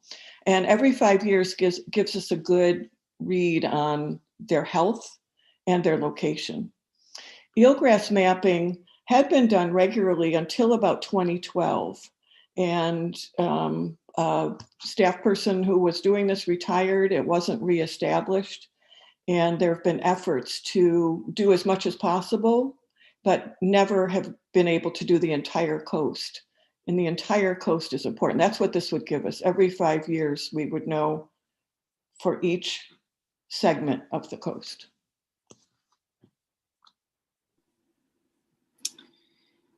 Are there, Representative O'Connor has a question. Thank you, Senator. Thank you, Representative McCrate. So my question, I heard you say that there are outside sources available so that we don't have to use state taxpayer dollars for this. Could you just tell me who they are, please? Well, not that I would say that they're tied down, but it gives us the opportunity to use outside funding. So I'm working with our federal delegation, working with some of the charitable organizations to see if we can get funding to come so that we don't have to rely on state funding. At the same time, I would just point out how valuable this information is for all of us because of all the reasons I mentioned: habitat, carbon sequestration, food for waterfowl, all of that. Thank you. Yeah. Any additional questions? I'm not seeing any. Thank you so much for joining us this afternoon. It's nice to see you.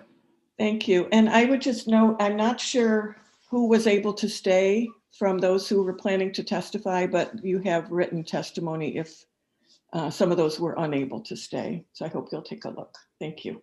Great, thank you.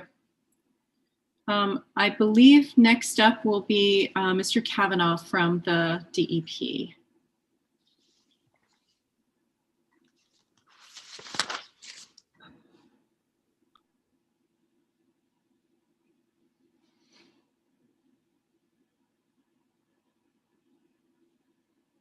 Welcome, Mr. Kavanaugh.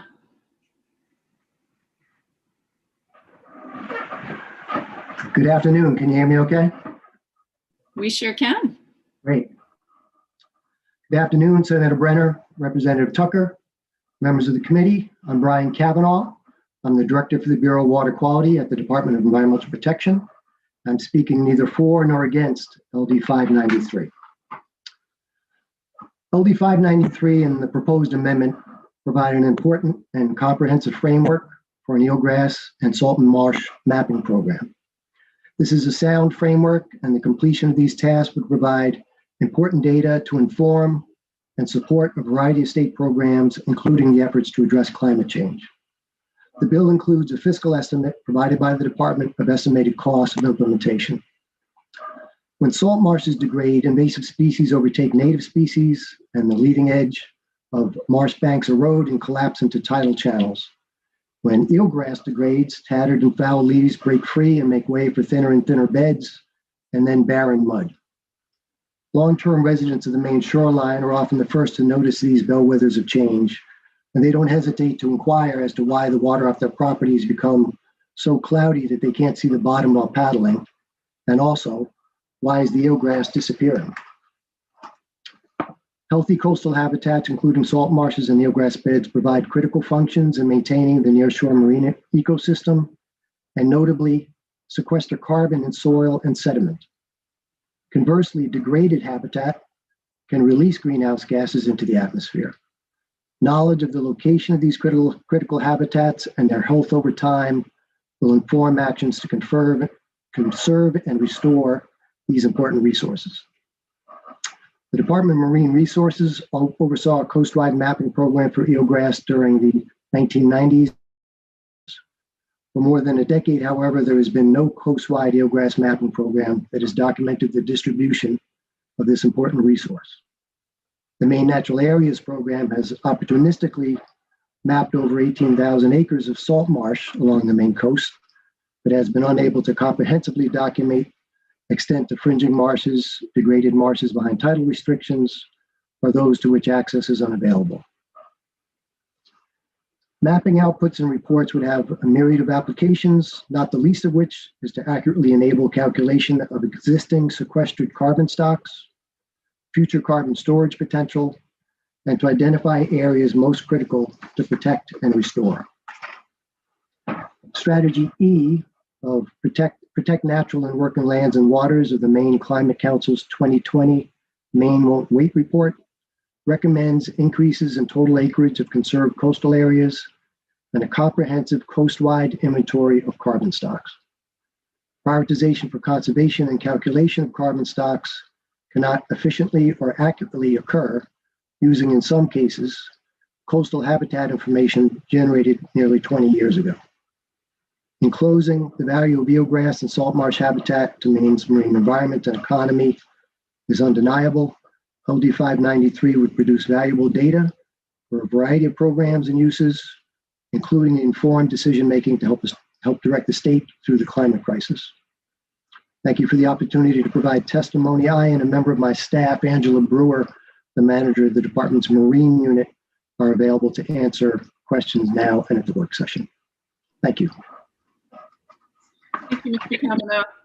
Representative Bloom has a question. Thank you, Mr. Kavanaugh. It's obvious that the department recognizes the value of eelgrass mapping, and that's not the reason you're neither for nor against. I understand that Right. that it's because of the state fiscal note, and you're wanting to support the budget that you've already put forth. Am I correct about that? Correct. As I stated, we believe that the work is very important. Our position of neither for nor against is really just driven, being cognizant of the fact of the fiscal estimate, an extremely challenging economy, and being respectful of the governor's budget. Yes, and may I follow up, please? So this bill, like many other bills, have in it a written opportunity to receive funding from non-state sources. And so that is a really great thing, because if money becomes available targeting this, then we will have the fund ready and the program ready to be put into place. Correct? Yes, yes, I agree. If the budgetary part of this became a stumbling block, there may be value in at least establishing the framework for the law with the understanding that it can't be done until resources are available, because creating that eelgrass mapping fund in number 2 would create a vehicle potential for us to use as leverage for grants, particularly from EPA or the federal government, and possibly fund it through some other mechanism, or come back at a later time in another budget session when things are more favorable. Thank you. Representative Hanley. Yes, thank you, Senator. Thank you, Mr. Kavanaugh. The reason the mapping stopped in 2012 is because someone retired. Is that correct? Well, my understanding is that was funded through money from the department's oil fund, and the funding was reduced because of reductions in that particular fund. I think coincidentally, the person who was doing the work also retired, but it was primarily driven by the funding issue. Yeah. If I may, so the I'm wondering how important it is if no one in 2013 thought we should pick up the ball and go with it. If it's just sat dormant all this time, it must not have had that high of a priority anyway. Well, I can't speak to the decision-making process back then, and I think possibly it maybe was not seen as the high priority it is now. Certainly things have changed with more of an emphasis on climate change. We've seen degradation of eelgrass beds for a variety of reasons. So I think we're all more attuned to the fact that there's something going on with this resource, and probably now more than ever, we need to pay attention to it.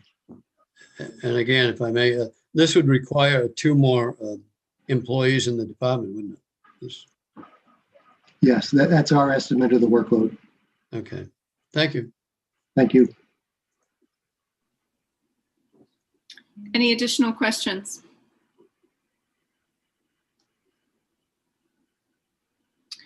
All right, not seeing any. Mr. Kavanaugh, well, thank you so much for your time this afternoon. Thank you. Good to see you. Thank you, you too. And I will ask folks in the attendee space who are here to speak in favor of the bill to raise their hands, and we'll bring them into the committee Zoom. Sebastian Bell is first, and then Marianne Knopf.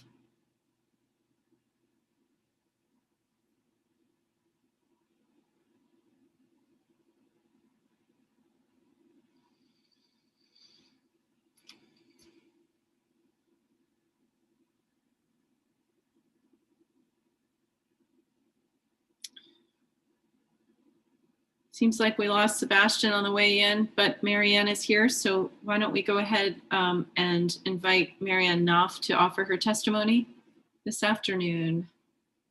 Welcome. Welcome. Good afternoon. My name is Marianne Knopf, and I'm here to talk in support of LD 593. Dear Senator Brenner, Representative Tucker, and esteemed members of the Environment and Natural Resources Committee, I am Marianne Knopf, a resident of the town of Harpswell, an island community with 216 miles of ocean shoreline with numerous coves in Castro Bay. As a member of the Marine Resources Committee, chair of the Conservation Commission and Climate Resilience Implementation Task Force, I'm speaking in favor today of LD 593, an act to restore regular eelgrass and salt marsh mapping in the state. In 2019, the Harpswell harvesters realized a bit over $1,129,000 from the sale of wild harvest softshell, quahog, American and European oysters, and razor clams. The harvest contributes substantially to Harpswell's marine economy. The harvesters and town people recognize the importance of healthy eelgrass beds and coastal marshes, and value the habitat that they provide, how they act as nurseries for baby lobsters and various shellfish species, and are an indicator of clean water. Our many coves can act as pockets where excessive runoff causes nitrogen pollution, ocean acidity, and dead mud. Up-to-date mapping will provide the harvesters an additional tool in their conservation toolbox as they continue to monitor, trying to determine the cause of spat not settling and growing. Secondly, as Harpswell begins to update its comprehensive plan to take into account sea level rise, current reference data such as updated eelgrass and salt marsh grass mapping are even more important. Our Climate Resilience Task Force is looking at marsh migration and where it might occur. Harpswell's 2-mile long marsh at the head of Doughty Cove is the town's only salt marsh and is a significant carbon sink for our town. Up-to-date mapping will provide a baseline measurement of the vegetation as it is today and allow the town to continue to monitor changes as tides continue to rise and storm surge affect the marsh and its migration inward. In conclusion, funding at the state level for mapping on a regular schedule is not only important to state agencies and DEP, up-to-date maps will provide an added benefit to local communities. Marine resource and planning committees will have recent maps for reference as they plan shellfish surveys and review shoreland development applications. As a citizen in Harpswell, I respectfully request that the committee unanimously recommend that LD 593 ought to pass. Thank you for considering my testimony. If you have any questions, I'd be happy to answer them. Thank you. Thank you for joining us this afternoon. You're welcome. Any questions from the committee? I'm not seeing any. We appreciate you offering your time this afternoon. You're welcome. And next up is Sebastian Bell.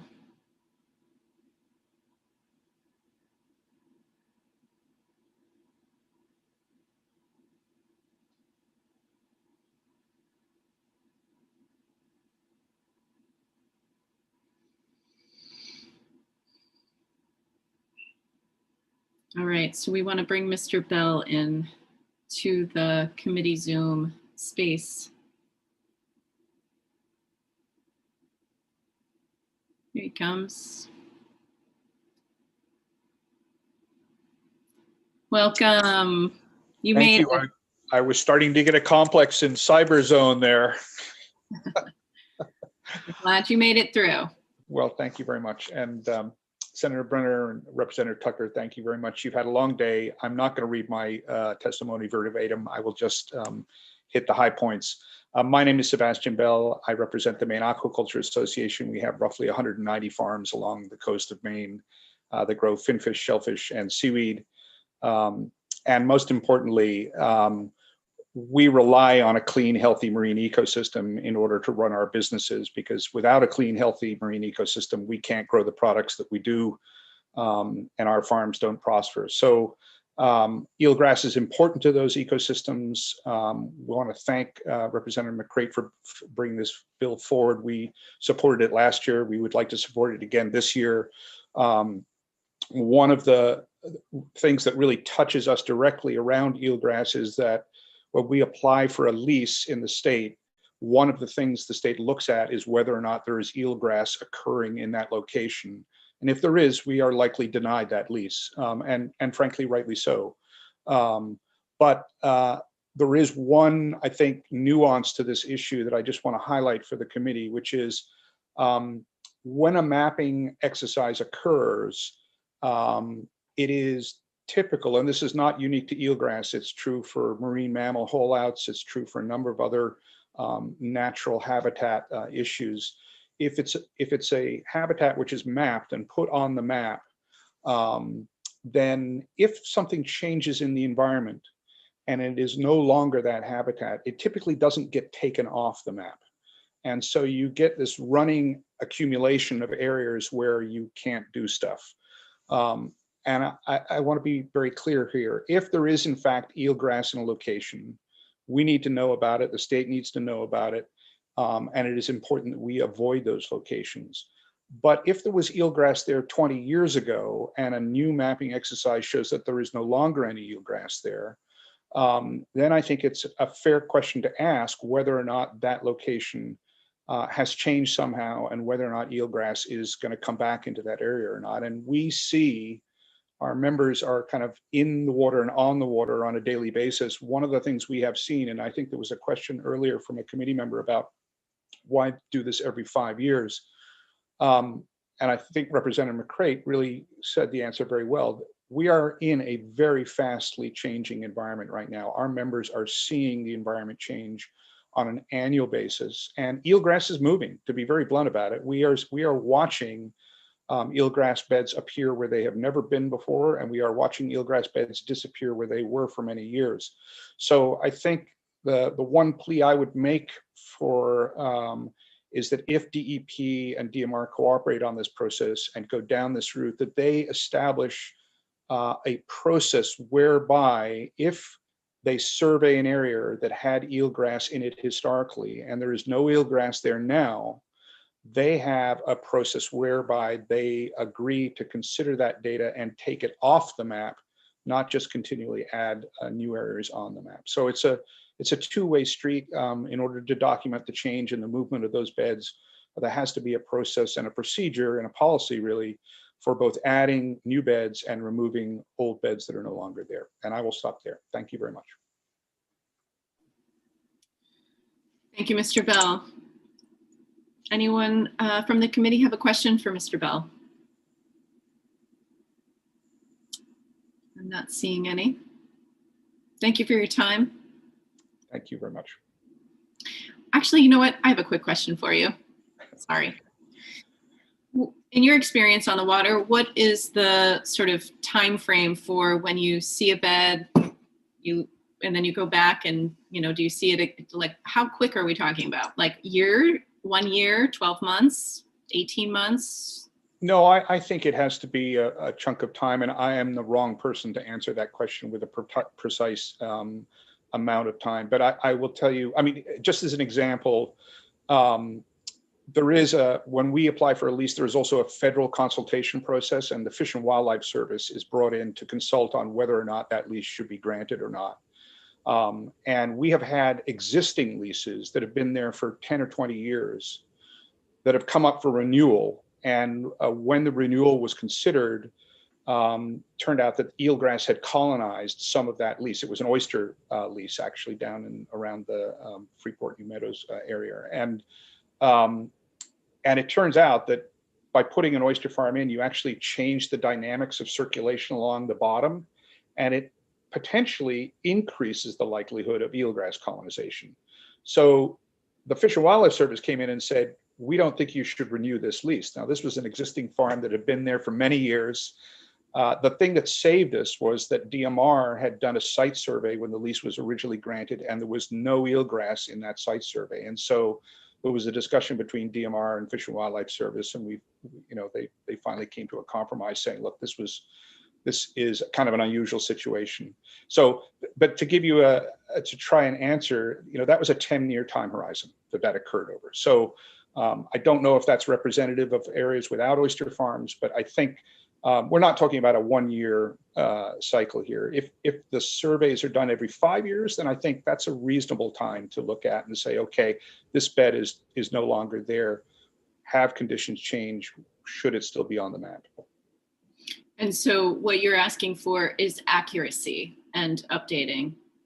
Okay. Yeah, and an upfront acknowledgement that once something comes on the map, it doesn't necessarily stay on the map in perpetuity.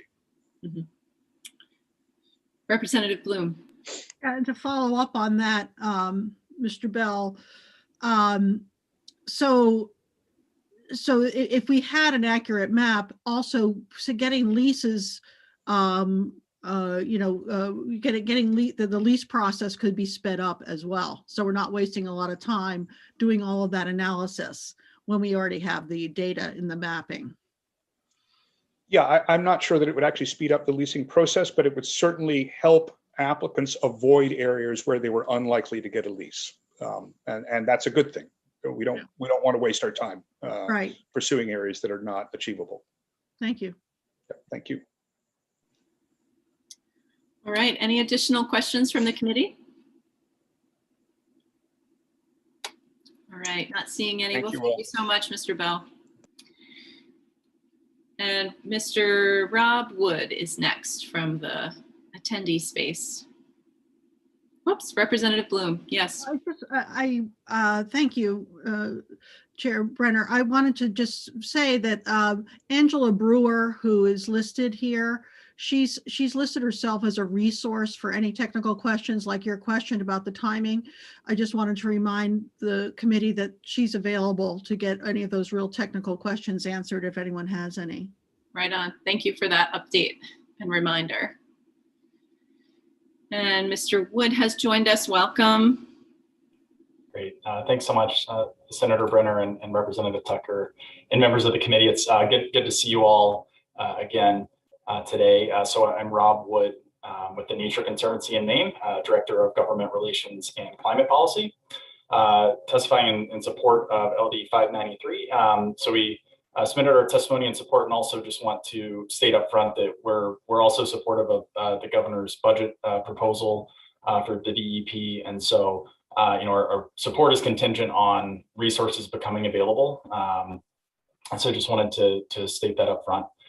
We did testify in support of similar legislation last session as well, and I guess I would just first echo Representative McCray and Director Kavanaugh on their very eloquently stated kind of overview of the importance of eelgrass. I won't reiterate that testimony, but the eelgrass is obviously a keystone habitat along Maine's coast, and also very important for climate change mitigation and adaptation. And so it's essential to understand the value of eelgrass as well as salt marsh. I'll just say that for the Nature Conservancy, as an organization that relies on the state taking the lead on data collection and mapping for habitat and our natural resources in Maine, we do believe it's important for the state to continue taking that leadership role and documenting the status and trends of key natural resources, particularly when those resources like salt marshes and eelgrass are essential to food chains that support sustainable ecosystems and jobs. And I'll just say lastly that eelgrass mapping and monitoring is one of the Nature Conservancy's top research priorities in Maine. We participated in the department's mapping of eelgrass in Casco Bay back in 2018. And we look forward and hope to continue that partnership in the future, again, if resources become available. So I'm happy to take any questions, and thank you for the opportunity to testify today. Thank you for testifying. Representative Tucker has a question. Yes, the representative of Berwick asked a question of the sponsor of this bill earlier about the availability of funds outside of state funding. And I have the impression, I don't know where this came from, but I got the impression that the Nature Conservancy has a lot of money. And I wondered if your organization was one of the targets of Representative McCray's amendment to open it up for private funding. Thanks, Representative Tucker. I appreciate that question. I would have to probably talk to other folks within our chapter to truly understand, our fiscal resources at the Nature Conservancy. We are, fortunate to have a lot of supporters, a lot of members who make our work possible. I haven't been in touch with the bill sponsor on that specific provision, so I don't know if we were the impetus for that provision or not. But we did certainly participate in the department's mapping of Casco Bay back in 2018, and we work closely with state agencies across a number of our conservation areas to move projects forward. And so certainly for not on the kind of FTEs side, but in terms of the actual process of mapping eelgrass and salt marsh, we would hope to continue to be a partner in that effort. Thank you. Sure. I dare say my co-chair's direct question maybe caused a little blush there, Mr. Wood. Oh, that's. I've also got my heat pumps blasting. It's cold out there, but and also I believe we are a constituent of Representative Tucker, although I have not been in our office for about a year now, but it's good to see you, Representative Tucker. Are there any additional questions for Mr. Wood? All right, thanks for joining us. Thank you. And there's one more person on my list that is in the attendee space, Ms. Frignokia, butchering the last name. Are you, let's see, whoops. Abby, are you here to testify? If so, if you could raise your hand, that would be great. Oh, you are, and you're here. Great, come on over.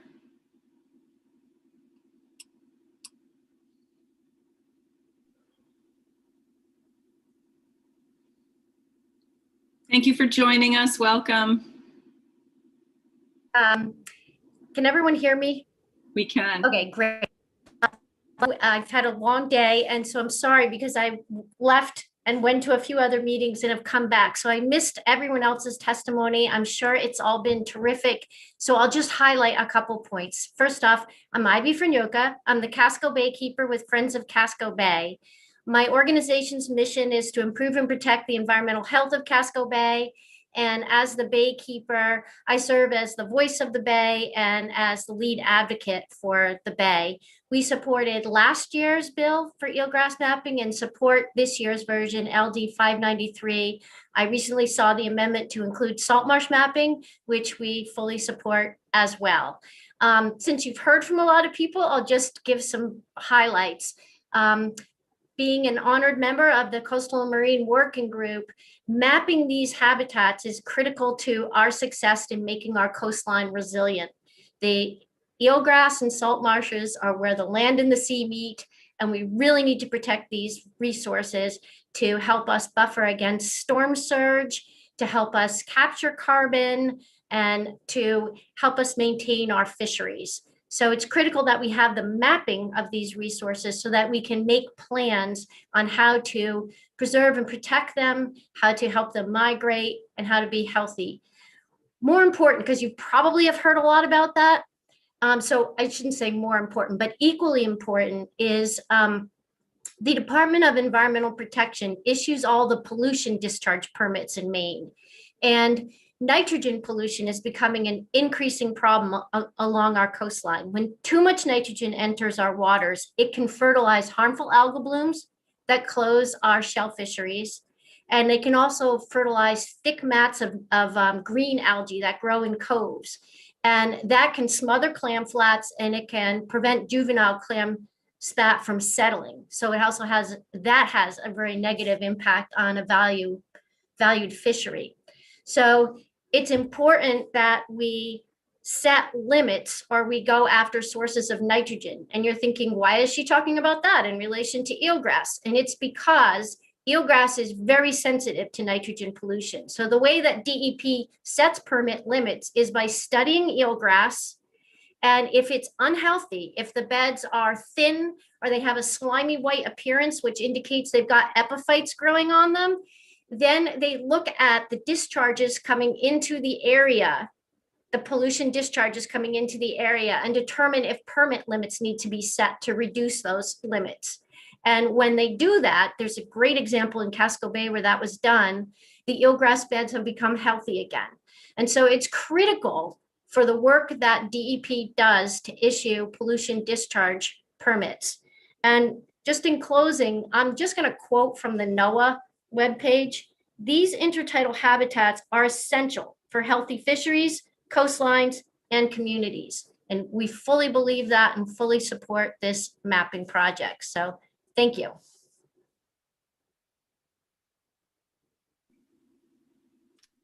Thank you so much. I had to Google epiphytes marine because I only know them in a botanical. They're just like your botanical, yes, they're plants that live on other plants. Yep.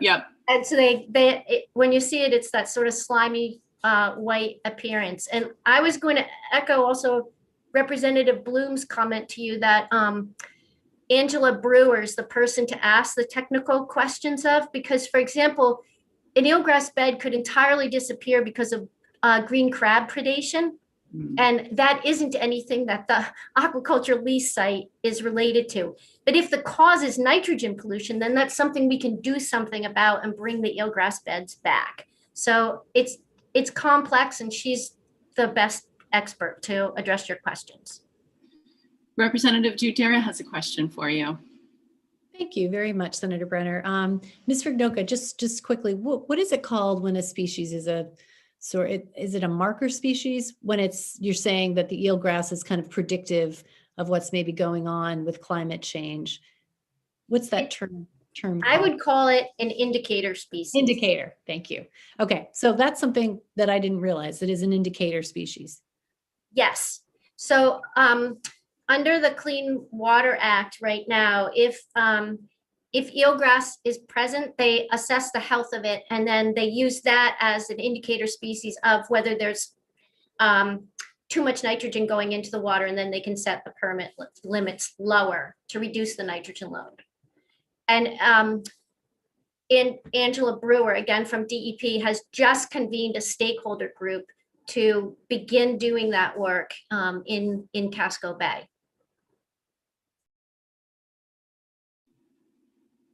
Did you have a follow-up question, Representative Judy? Okay. I have one question that maybe you can walk me through. Just wondering about sources of nitrogen pollution. Sure. There are many sources of nitrogen pollution. It can come from a point source like a wastewater treatment facility, and they can often be like a large source of nitrogen pollution, but also have the ability to control it because it's coming from one pipe. Nitrogen can also be released from farms. And we had an example in Brunswick where there was a discharge from a farm to a cove that caused the algal blooms, and the farmer put up a fence to hold back the manure pile and resolve the problem and got rid of the nitrogen discharge. Can also be from failed septic systems or combined sewer overflows or any other source that might deliver any loads that have human effluent in them or animal effluent. Cows, chickens, dogs, and they can also come from lawn fertilizers. So there are a lot of different sources, and they have to be reduced in different ways. But eelgrass is the indicator species that can really be used to sort of set that benchmark and do the work. Great, thank you. Any additional questions from the committee? I want to also, I guess, offer up the opportunity to bring Ms. Brewer in if anyone has any questions. Does the committee have any questions for Ms. Brewer? Perhaps we'll make sure she's present at the work session. I'm not seeing any. I'm worried that my committee members maybe didn't have their after lunch coffee. Representative Tucker. Whoops, you're on mute, Representative. Yep, I did. I'd just like to ask Ms. Brewer a general question.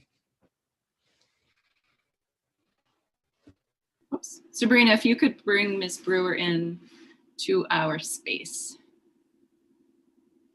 She's here. Good afternoon. Welcome. Thanks for joining us. Thank you.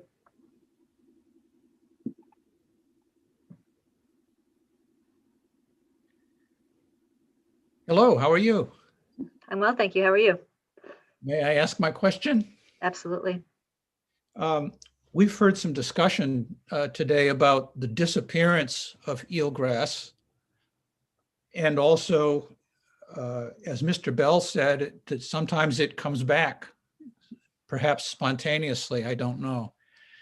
I wonder if you could explain to a layperson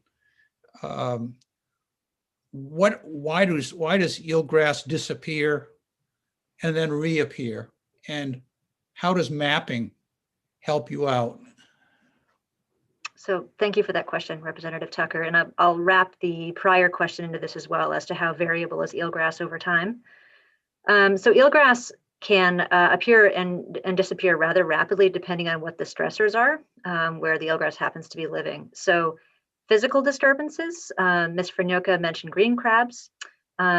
Physical disturbances also like moorings, for example, or shoreline hardening can cause changes in eelgrass very rapidly on pretty short time frames. So a year or two is probably appropriate for impacts that affect it physically. And that's usually by uprooting or by causing a lot of cloudiness in the water column.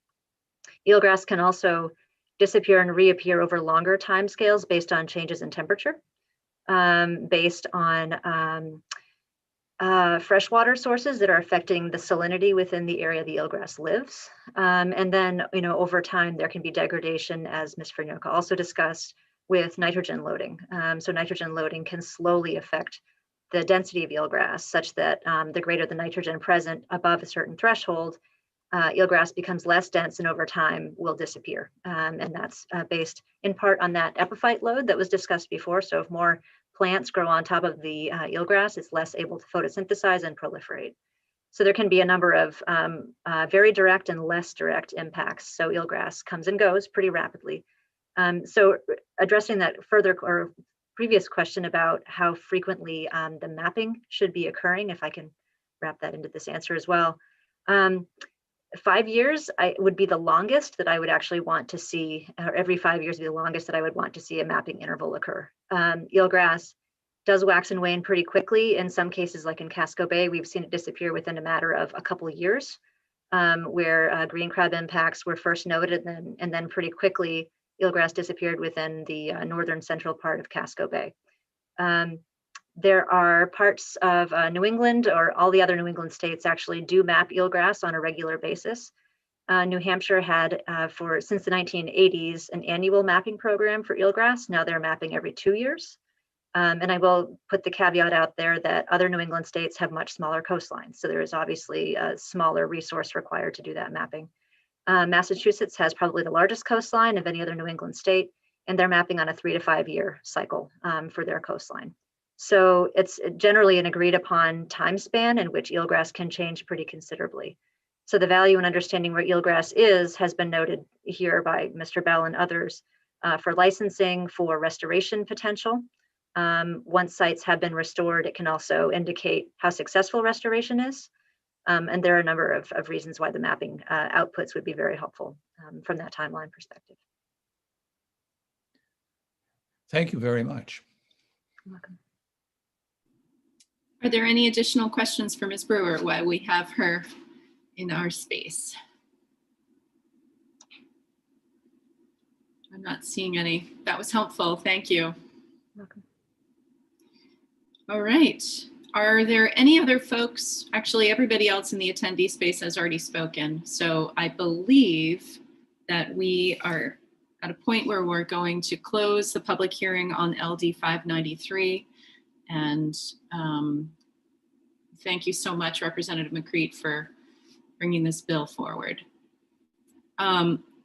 Does anyone have any additional information that they would like to ask our analyst for in preparation for the work session, which we will schedule for some time in the future, I believe next week? Anything? Yes, Representative Bell. Yeah, so just to kind of round this whole day out here, we started way back in the morning talking about hydrofluorocarbons and how they are upwards to 100 or 1,000 times more harmful to the atmosphere than just regular carbon. What I learned from my esteemed colleague, Lydia Bloom, she hosts these coastal caucuses on a regular basis. I've been a regular attendee, and I learned a couple of weeks ago that from a professor that she had speaking to us from Bates College, an environmental professor, that the salt marsh and the eelgrass, they are like 10 times more efficient at capturing, sequestering carbon than trees. So it's really important real estate, and we don't have that much salt marsh and eelgrass along the coast. It would be great if we had more. So it just seems to me that we have a bill that is going to address getting rid of these harmful hydrofluorocarbons, and at the same time another bill that's going to hopefully protect and restore the beds of eelgrass and salt marsh. So both very powerful things that are going to be happening. So I just wanted to let you guys all know that I've been attending those things and paying attention. So thank you.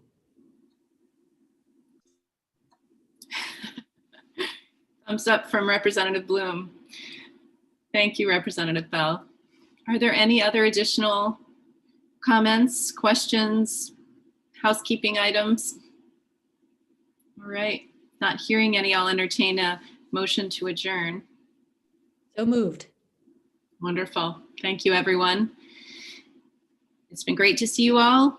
Happy Ides of March.